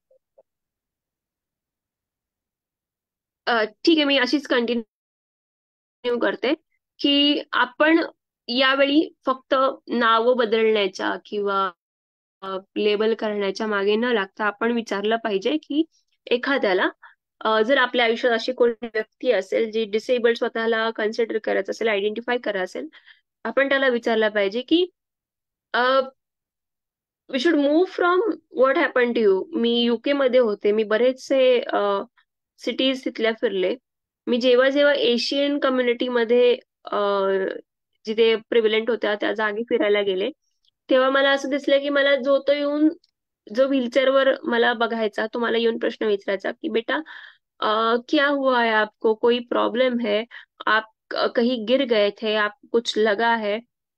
आणि मला नेहमी परत माझी जाणीव व्हायची की अरे तू व्हीलचेअरवर बसलीस आणि तू डिसेबल्ड आहेस म्हणून तुला लोक नोटीस करतात आणि तुला येऊन विचारतात. सो इन्स्टेड ऑफ दॅट की लोकांना येता जाता आपण तुम्हाला काय प्रॉब्लेम आहे असं म्हणण्यापेक्षा आपण जास्त माइंडफुल बनूयात आणि आपण विचारूयात की आम्ही तुमचे बॅरियर्स कसे रिमूव्ह करू शकू जेणेकरून तुम्ही एक सुगम्यशील आयुष्य जगू शकाल आणि एक सर्वसमावेशक समाजाकडे आपण आपली वाटचाल करू शकू. मला शेवटी हेच सांगायचं की हे बघा, आपण प्रत्येक जण वेगळे आहोत. ना मी तुमच्यासारखी दिसते, ना तुम्ही तुमच्या घरातल्या कुठल्याही व्यक्तीसारखे दिसता. आपल्या प्रत्येकाच्या आवडी वेगळ्या आहेत, आपल्या प्रत्येकाच्या चॉईसेस वेगळ्या आहेत आणि कपडे घालण्याची पद्धत वेगळी आहे, बोलण्याची पद्धत वेगळी आहे, विचार करण्याची पद्धत वेगळी आहे. तशाच आपल्या प्रत्येकाच्या गरजा देखील वेगळ्या आहेत. आपण प्रत्येकाला लेबल करत बसण्यापेक्षा की तू वेगळा आहेस किंवा तू वेगळी आहेस हे करत बसण्यापेक्षा आपण जर प्रत्येकाच्या गरजांबद्दल माइंडफुल राहिलो आणि आपण त्या दृष्टीने प्रयत्न केले, हे जे वेगळेपण आहे ते जर आपण सेलिब्रेट केलं तर आपण एका चांगल्या समाजाकडे आपण वाटचाल करू शकतो आणि एक बॅरियर फ्री लाईफ प्रत्येकासाठी अवेलेबल करून देऊ शकतो. So me at the end हेच सांगेल की लेट सेलिब्रेट द डिफरन्सेस. म्हणजे स्वतःमध्ये जे काही डिफरन्सेस आहेत ते आपण सेलिब्रेट करूयात. आपल्या ज्या असेट्स आहेत, आपल्या ज्या आपले युएसपी पॉइंट आहेत, आपल्या ज्या शक्ती आहेत, आपण त्या वाढवूयात. आपल्याकडे काय नाहीये या गोष्टींवर विचार केला तर आपण आपलं अर्ध आयुष्य खर्ची घालू आणि स्वतःला एक प्रकारे डिप्रेशन म्हणा किंवा एन्झायटी म्हणा, आपण त्या गर्तेत झोकून देऊ. त्यापेक्षा आपण जे असेट्स आहेत त्याच्यावर फोकस करून ते वाढवायचा प्रयत्न करू.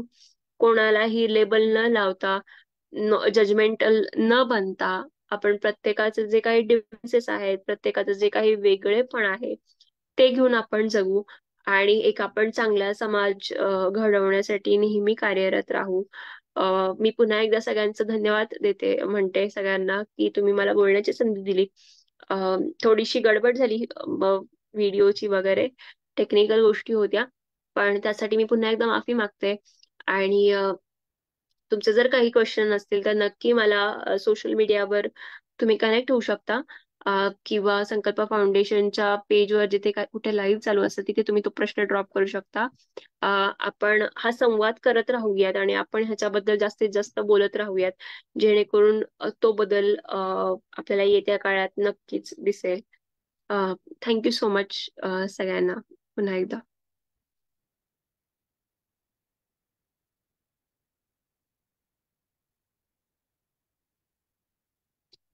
अ, अं, विशाल, तुमचा प्रवास खूप सुंदर आहे. तुमचा आवाज येत नाहीये.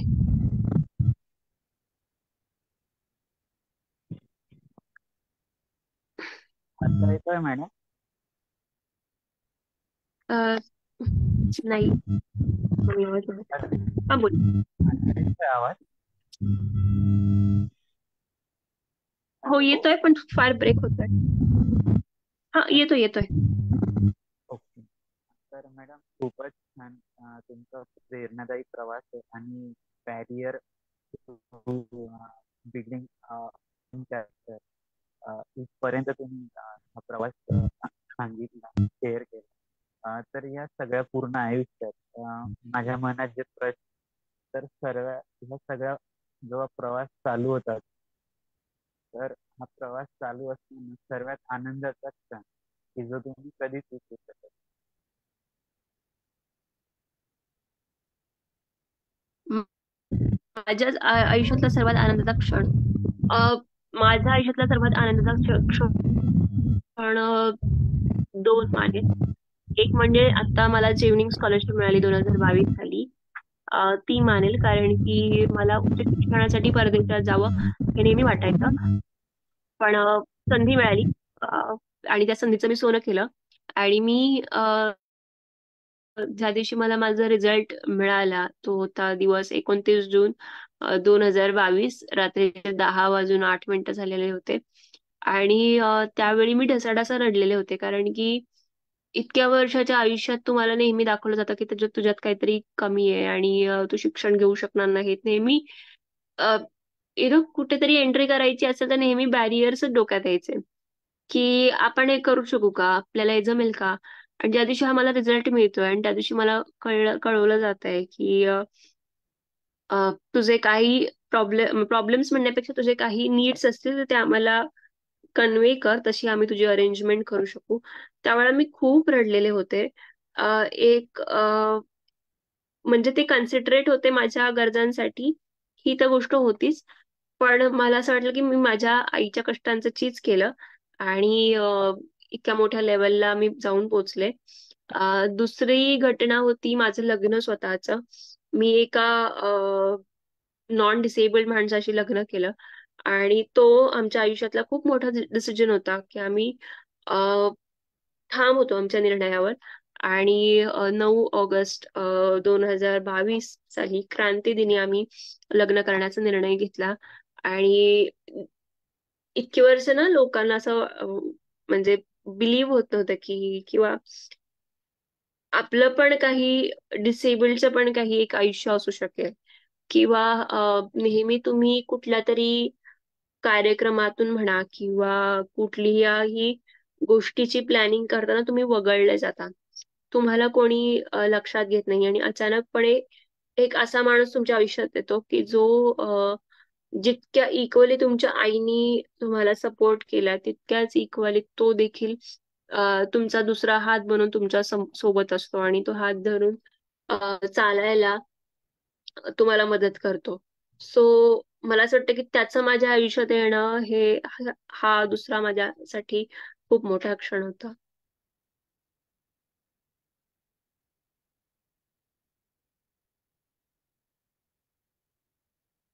मॅडम या सगळ्या प्रवासात याच्या अगदी विरुद्ध घटना की सर्वात पेनफुल असं क्षण की जो कधीच विसरू शकत नाही. पेनफुल अशा खूप साऱ्या घटना आहेत. म्हणजे एक नाहीये, ती कंटिन्युअसली कोणी ना कोणी टॉन्ट मारतंय, कोणी नेहमी तुम्हाला जाणीव करून देत आहे की तुम्ही असे होता म्हणून तुम्हाला हे सगळं मिळत गेलं. तर तुम्ही असं असणं, यात तुमचं काहीच कर्तृत्व नाहीये. तर तुम्ही तुमच्या इंटेलिजन्सच्या जोरावर ते नेहमी सतत मिळवत जाणं आणि आपल्या ऍक्शन्सनी दुसऱ्याला तोंड देणं हेच तुमच्या हातात असतं आणि शिक्षण मिळवणं हेच तुमच्या हातात असतं. तेव्हा तुम्ही ते करत जाता. पेनफुल एक्सपिरियन्स म्हणाल तर दोन एक्सपिरियन्सेस आठवतात. एकदा मी एका पाचगणीला एक प्रोग्राम होता. ऍक्टिव्हिजमचे खूप नवीन नवीन दिवस होते आणि तेव्हा मला जायचं होतं. आणि उद्या सकाळी 8 वाजता माझी बस आहे आणि आज रात्री मला कन्वे करून सांगितलं जात आहे की हे बघ, आमच्याकडे काही ऍक्सेसिबिलिटी नाहीये. तर तुला येता येणार नाही, त्यामुळे तिकडे मला जाता नाही आलं. आणि तिथे गेल्यावर म्हणजे मी तिथे गेलेच नाही, पण तिथे गेल्यावर जे काही माझे फ्रेंड्स होते त्यांनी खूप एक नाराजगीचा सूर व्यक्त केला, आणि शेवटी त्यांना एक अपॉलॉजी मेल त्यांनी पाठवलेला होता की आम्ही रेडी नव्हतो या गोष्टीसाठी. दुसरं म्हणजे मी एक मॅच बघायला गेलेले होते बालेवाडी स्टेडियमला. मी माझी पहिली मॅच होती, आणि तेव्हा सडनली मॅच संपल्यावर जेव्हा मी स्टेडियमच्या बाहेर आलो, तेव्हा मी एका ठिकाणी वाट बघत होते माझ्या मैत्रिणीची, जी की गाडी आणायला गेलेली होती पार्किंग लॉटला. आणि तेव्हा ते पोलीस काका म्हणतात की काय रे लका, तुम्हाला हाऊस आहे फिरायची असते.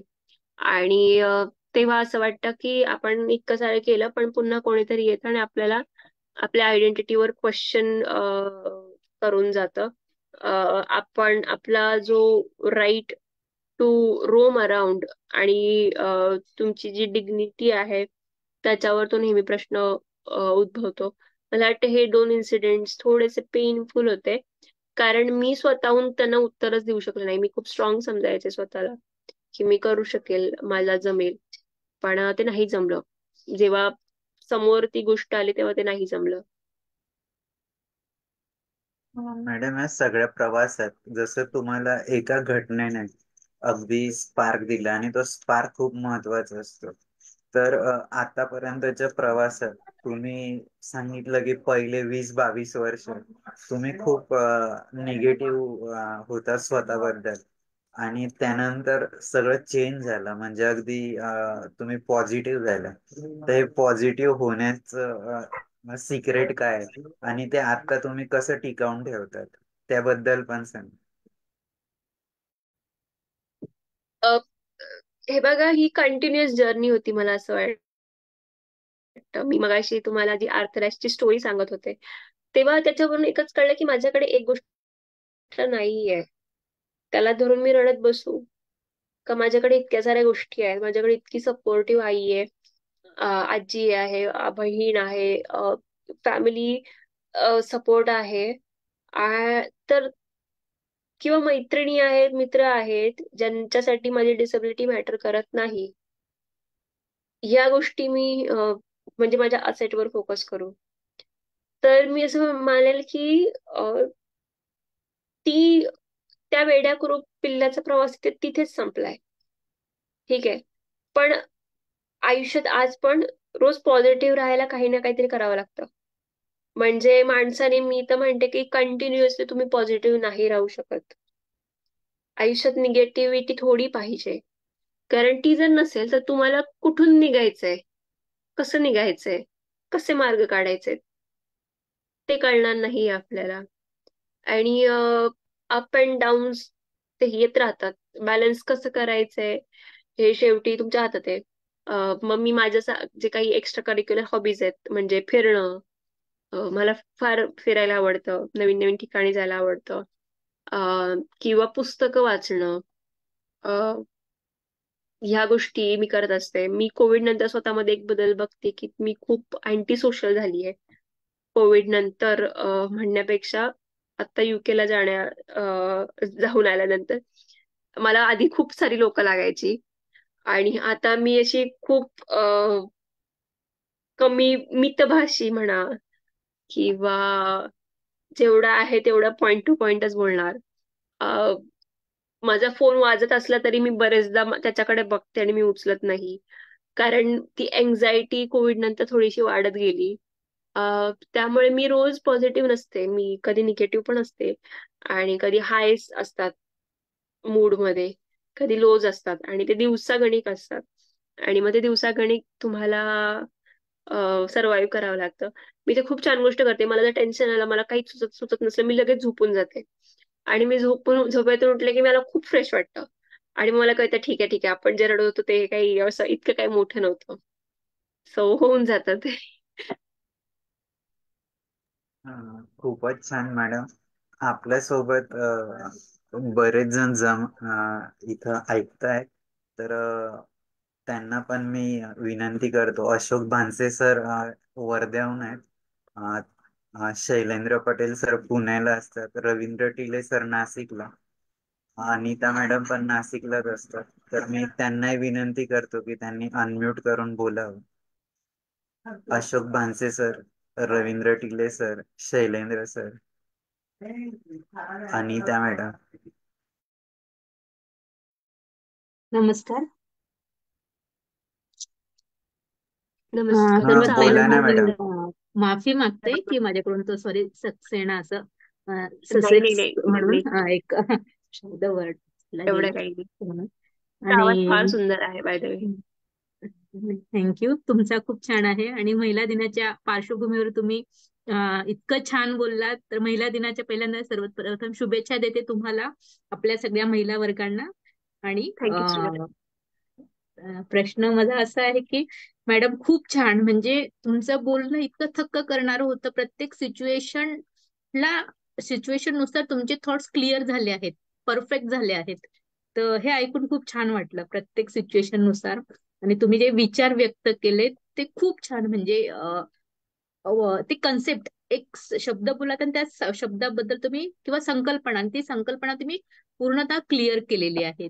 तर प्रत्येक आणि प्रत्येक बाजूंना तुम्ही हे केलं, विविधांगी तुम्ही बोललेला आहात आणि प्रत्येक मुद्दा त्या तुम्ही काय म्हणजे टच केला आहे, प्रत्येक शब्दाला, प्रत्येक कन्सेप्टला. तर ते खूप छान वाटलं. सॉरी. आणि आवडलं ऍक्च्युली. तुम्ही सांगितलं पण की तुम्ही एक थिसिस केला आहे आणि युनिव्हर्सिटी मधून, म्हणजे दुसऱ्या देशातून, ससेक्स युनिव्हर्सिटी, त्यामधूनच का? ओके. तर म्हणजे तिथे हो बीए. मॅम. हा. अच्छा. बीए लेवलला पण थिसिस हे करावा लागतो का? हो म्हणजे तिथे जनरली मास्टर्स डिग्रीसाठी मास्टर्स होता तो वा. Actually program. M A okay okay. तर होतं ते. त्याबद्दल सो कॉंग्रॅच्युलेशन. साठी ओके. Thank you so much. हा. तर ऍक्च्युली म्हणजे मी असं का म्हणते की कारण माझा जो पीएचडीचा जो विषय होता ना, तर तो मी आपल्या अपंगांवरच मी घेतलेला की एम्प्लॉयबिलिटीचा जे बॅरियर्स आहे किंवा का त्यांना एम्प्लॉयबिलिटी मिळत नाही, त्याचा अनालिसिस मी केलेला आहे. तर मग आणि म्हणजे त्याला टच होणारा किंवा निगडीत असं असल्याने तो माझा काय म्हणे एक वीक पॉइंट आहे की तो अभ्यासातच सुद्धा तुम्ही तो विषय घेतलेला आहे. तर ते छान वाटलं.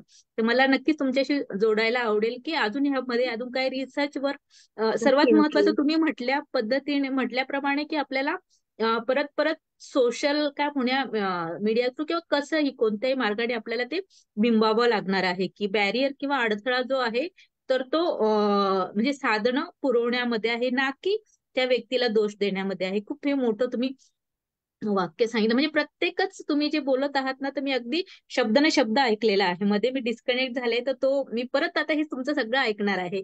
तर ते मी शब्दाने शब्द प्रत्येक कॉन्सेप्ट क्लिअर थँक्यू. केलेले आहे. तर खूप छान आणि खूप छान. म्हणजे म्हणजे मला सुद्धा मी एवढं क्लिअर नाही मी सांगू शकले किंवा मांडू शकले आहे.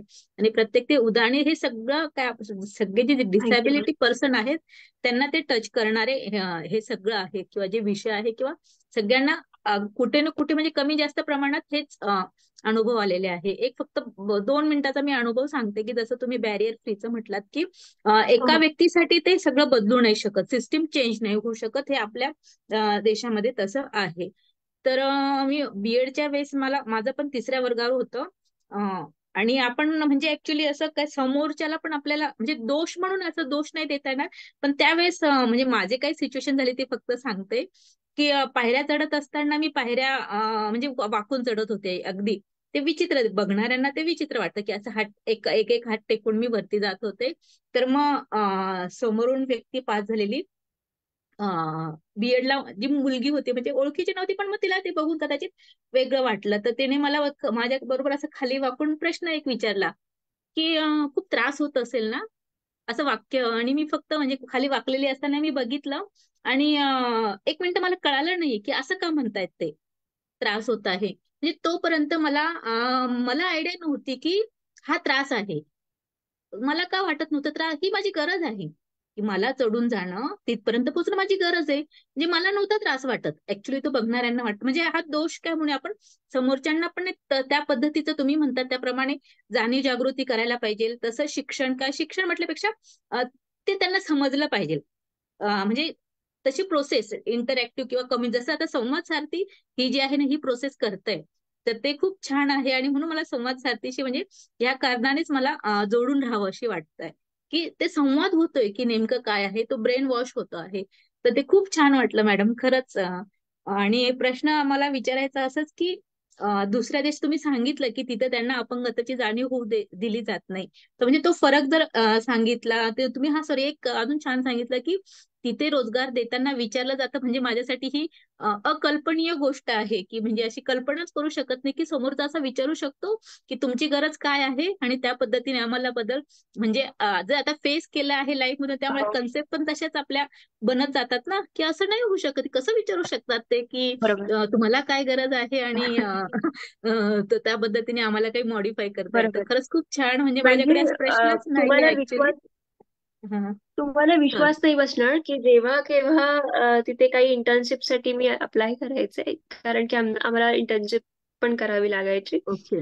तर मी जिथे कुठे अप्लाय केलं हा तिथून मला पहिले प्रश्न आले, हा हा इंटरव्ह्यूला काय विचारले गेले, हा हा आणि तो त्यांचा रिझनेबल स्टेटमेंटचा भाग होता. आणि ते प्रश्न फक्त मलाच नाही आले, म्हणजे फक्त हा डिसेबल्डला नाही आले, ते हा नॉन डिसेबल्डला पण गेले. का? हम्म, तर अचानकपणे इंटरव्ह्यूला जर प्रश्न विचारले तर ती हम्म, व्यक्ती घाबरेल आणि ती तिचं बेस्ट नाही परफॉर्म करू शकणार. हम्म, हम्म, म्हणून ना ते पहिले प्रश्न पाठवतात आणि हम्म, कुठल्याही प्रकारे त्यांच्या माइंडवर स्ट्रेस येऊ नये म्हणून ते प्रश्न असतात. हम्म, आता तुम्ही तुमच्या पोझिशन वर ती बीएड ची मुलगी तुम्हाला विचारतीये की काही हम्म, त्रास आहे का. मगाशी मी जे हम्म, पोलीस कॉन्स्टेबलचं बालेवाडीचं स्टेडियमचं उदाहरण दिलं, मला वाटतं मी ते अर्धवट दिलं. आणि त्यात मी जेव्हा म्हंटले की मी एका कोपऱ्याला राहिलेले आहे कारण की माझी मैत्रीण गेलीये हम्म. गाडी आणायला, तेव्हा ते पोलीस कॉन्स्टेबल येतात आणि ते मला म्हणतात की काय रे का तुम्हाला हौस आहे फिरायची. हो, अगदी अगदी. तर म्हणजे मी बाहेर येणं किंवा हम्म, मी बाहेर फिरणं हे म्हणजे हम्म. माझी हौस असते आणि ते मी ओके. करू येस. नये हा हा असं मला हा. इनडायरेक्टली सांगितलं जातं. खरंय. आणि तुम्ही किंवा आपण त्यावेळी जर उत्तर नाही देऊ शकलो तर ते आपला प्रॉब्लेम आहे. अगदी. आपल्याला हे जमायला हो पाहिजे, आपण उत्तर दिलं पाहिजे.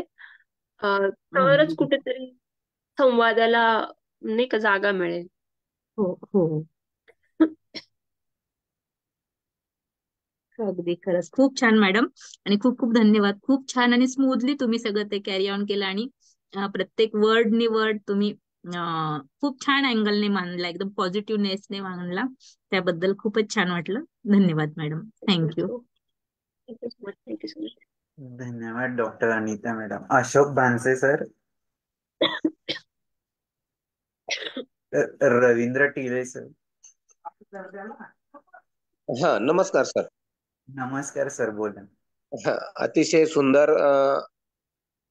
इतकं स्पर्श असं प्रत्येक आपल्या दिव्यांगाबाबत प्रत्येक विषयाला स्पर्श करून अतिशय सुंदर अशी माहिती दिली. खूप आज ज्ञानात भर पडल्यासारखे बरेचसे विषय असे मनात पेंडिंग होते, त्याचे आज बरेचसे विषयाला आज उत्तर मिळालेलं आहे. अजूनही बराच वेळ असंच चालू राहावा, असंच ज्ञानाचा अमृत आपल्याला मिळावा ही अपेक्षा आहे. खूप खूप सुंदर. मनाला पण आनंद वाटला. धन्यवाद सर. धन्यवाद टिळे सर. रवींद्र टिळे सर नाशिकला असतात आणि बच्चू बाऊंच प्रहार संघटनेचे ते नाशिक जिल्ह्याचे अध्यक्ष आहेत. Ashok Bhanse sir, Shailendra sir.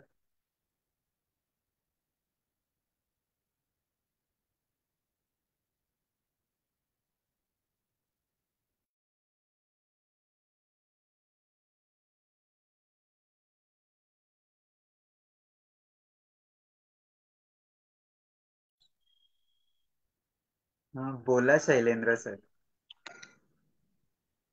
काय बोलायचं सांग. दिशाजीच असं नाही. तुझे आत्ता जो मी तर दरवेळेला तुला म्हणतोस, तो जे आत्ता ज्या पद्धतीत जे घेतोय, आत्ता जे सगळे पुष्प घेतोय, हे पुष्पामध्ये ही सगळी माणसं आहेत ना, खरं प्रत्यक्ष क्षण जगतात, ती आनंद घेतात. कसं आहे, कुठली पण एक गोष्ट आपण खेळ खेळतो किंवा कुठली गोष्ट अडचणीची आली त्याच्यावर मात केल्यानंतर आनंद मिळतो ना. तुम्ही प्रत्येक गोष्टीला प्रत्येक क्षणाला मात देता रे. जीवनाच्या लहानपणापासून मात देत येतात. लहानपणापासून आनंद उपभोगता. भले मी म्हणतो ह्या येऊ नये कोणाच्या जीवनामध्ये, पण ते तुमचं असेट तितकंच मोठं आहे. खरं हे यासाठी त्रिवार प्रणाम, सगळ्यांनाच प्रणाम. दिशाबेनला पण मी ते प्रणामच करतोय. खरं त्यांनी अजून एक त्याच्यानंतर एक बोलले होते नंतर, की मग पहिल्यांदा मी सोशल होते, आता मी नाहीये. ते बोलले कसं असतं, की ज्यावेळेस तुम्ही प्रत्येक अडचण येत होती, तुम्हाला प्रत्येक गोष्टीला फेस करावं लागत होता. तुम्ही ओव्हरकम करत होता, त्याचा एन्जॉय करत होता. मी एन्जॉय करतो ह्याच्यासाठी म्हणतो, की इन्नर पीसची गोष्ट करतोय मी. भले तुम्हाला शारीरिक त्रास होत असेल, पण inner peace, I won this, I changed this. म्हणजे त्यांनी जेवढं संयमित जीवन जगले किंवा त्यांना ह्या गोष्टी करण्यासाठी मला पाणीच प्यायचं बंद केलं, खाण्याचं बंद केलं. हे संयमित जगणं, की माझ्यामुळे दुसऱ्याला त्रास होतोय. हे संयमित जगणं खरं हे अशी माणसं हे दैवी आहे. मी ह्याच्या उपरांत काय बोलत नाही. आणि दुसरी गोष्ट, प्रत्येक क्षण तुम्ही आनंद घेता, इन्नर पीस. प्रत्येक क्षणाला तुम्ही मात देता. ते म्हणतात ना, करी को खुद बोलने इतना कि हर तदबीर से पहले खुदा बंदे से पूछे के बोलते. अडचणी देतो तुम्ही, त्याच्यात मात देता. पुन्हा अडचणी देतो, पुन्हा तुम्ही त्याच्यात मात देता. अप्रतिम अप्रतिम. मी सर्व सर्व सर्व बंधू भगिनींना साष्टांग नमस्कार. धन्यवाद. धन्यवाद Shailendra sir. Ashok Bhanse sir. Madam नमस्कार.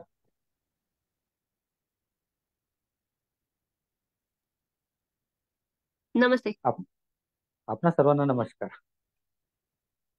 खूप छान मॅडम. बस याच्या व्यतिरिक्त काहीच बोलू शकत नाही.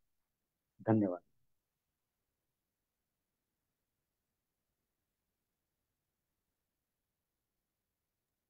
धन्यवाद भानसे सर.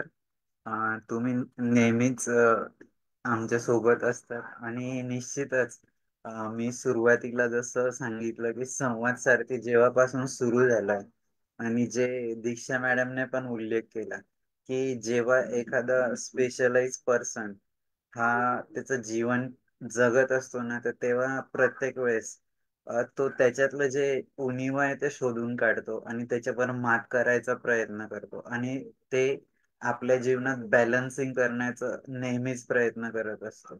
आणि हे सगळं करत असताना तो फक्त जगत नाही, तर तो इतरांशी स्पर्धा करून अगदी त्यांच्या पुढे जाण्याचा देखील प्रयत्न करतो.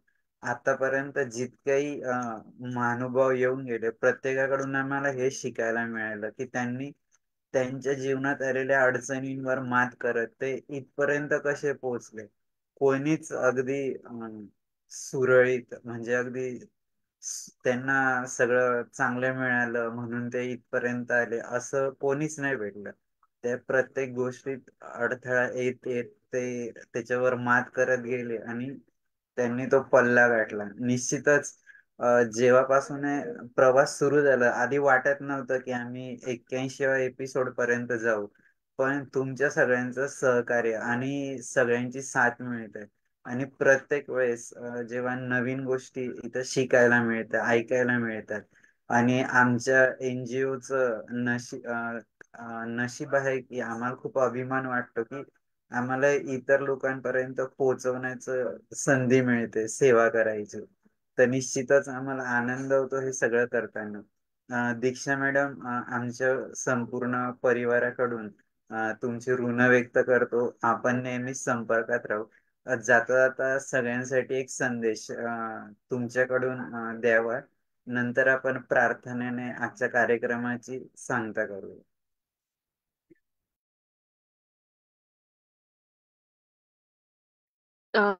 म्हणजे मी बोलू का शेवटी? हो हो, एक छोटासा संदेश सर्वांसाठी की मी पॉझिटिव्ह मगाशी कसं म्हटलं असेल. असं की हे बघा, कोणीच पॉझिटिव्ह नाही राहू शकत, 24 तास नाही राहू शकत. आठवड्याचे 7 दिवस नाही राहू शकत, ना तुम्ही राहू शकत ना मी राहू शकत. So it's okay, he process आहे आणि त्या प्रोसेसमध्ये तुम्ही शिका. जजमेंटल बनू नका, लेबल न होऊ नका कोणालाही. डिसबिलिटी, मगाशी तुम्ही एक शब्द वापरला, स्पेशलाइज्ड पर्सन. तर डिसबिलिटीकडे बघताना आपण ह्या शब्दांकडे बघण्यापेक्षा हे शब्द किंवा हे लेबल लावून त्यांना कोणीतरी ते वेगळे आहेत, ते स्पेशल आहेत, हे भासवून देण्यापेक्षा आपण त्यांच्याकडे एक माणूस म्हणून बघूयात.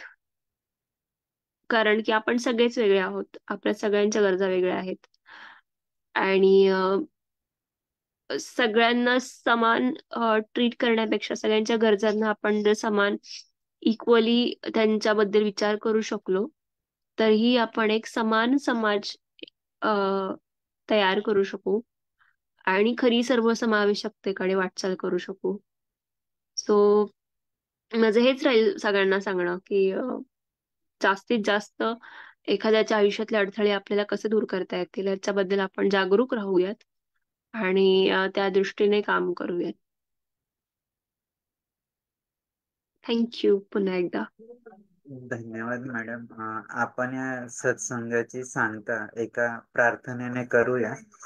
शैलेंद्र सर, तुम्ही प्रार्थना घेणार का?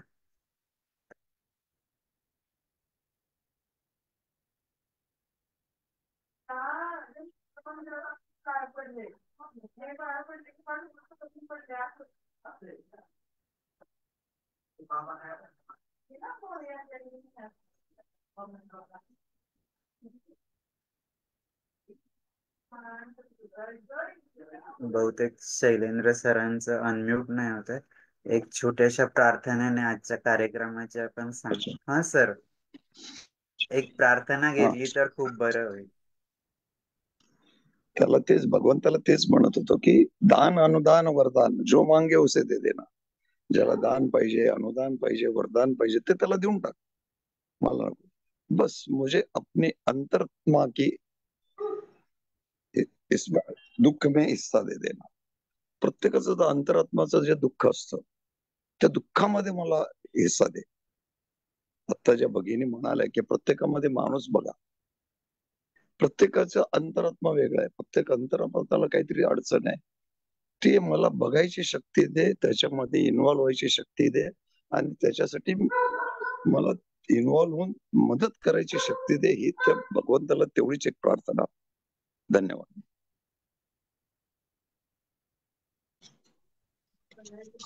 धन्यवाद शैलेंद्र सर. आपण पुढच्या एपिसोडला निश्चितच भेटूया आणि निश्चितच पुढच्या सोमवारी देखील एक नवीन महानुभाव आपल्या सोबत असतील की जे आपल्याला निश्चितच एक नवीन दिशा देतील. धन्यवाद दीक्षा मॅडम आणि सर्व श्रोतृगण की जे नेहमी इथं असतात. हा कार्यक्रम फेसबुक लाईव्ह आहे आणि युट्यूब चॅनलवर पण अवेलेबल असेल. निश्चितच नंतर खूप सारे लोक येऊन बघतात, आम्हाला प्रतिक्रिया पण पाठवतात आणि त्यातनं खरोखर कळतं की आपण जे या आमच्या एनजीओला ही संधी मिळाली त्याचं निश्चितच काही प्रमाणात चीज होत आहे असं वाटतं. निश्चितच तुमच्या सगळ्यांचं सहकार्य असंच आम्हाला मिळत राहो अशी ईश्वर चरणी प्रार्थना. आणि आपण आजच्या कार्यक्रमाची सांगता करूया. खूप खूप धन्यवाद दीक्षा मॅडम आणि सर्वांचे. थँक्यू पुन्हा एकदा. धन्यवाद.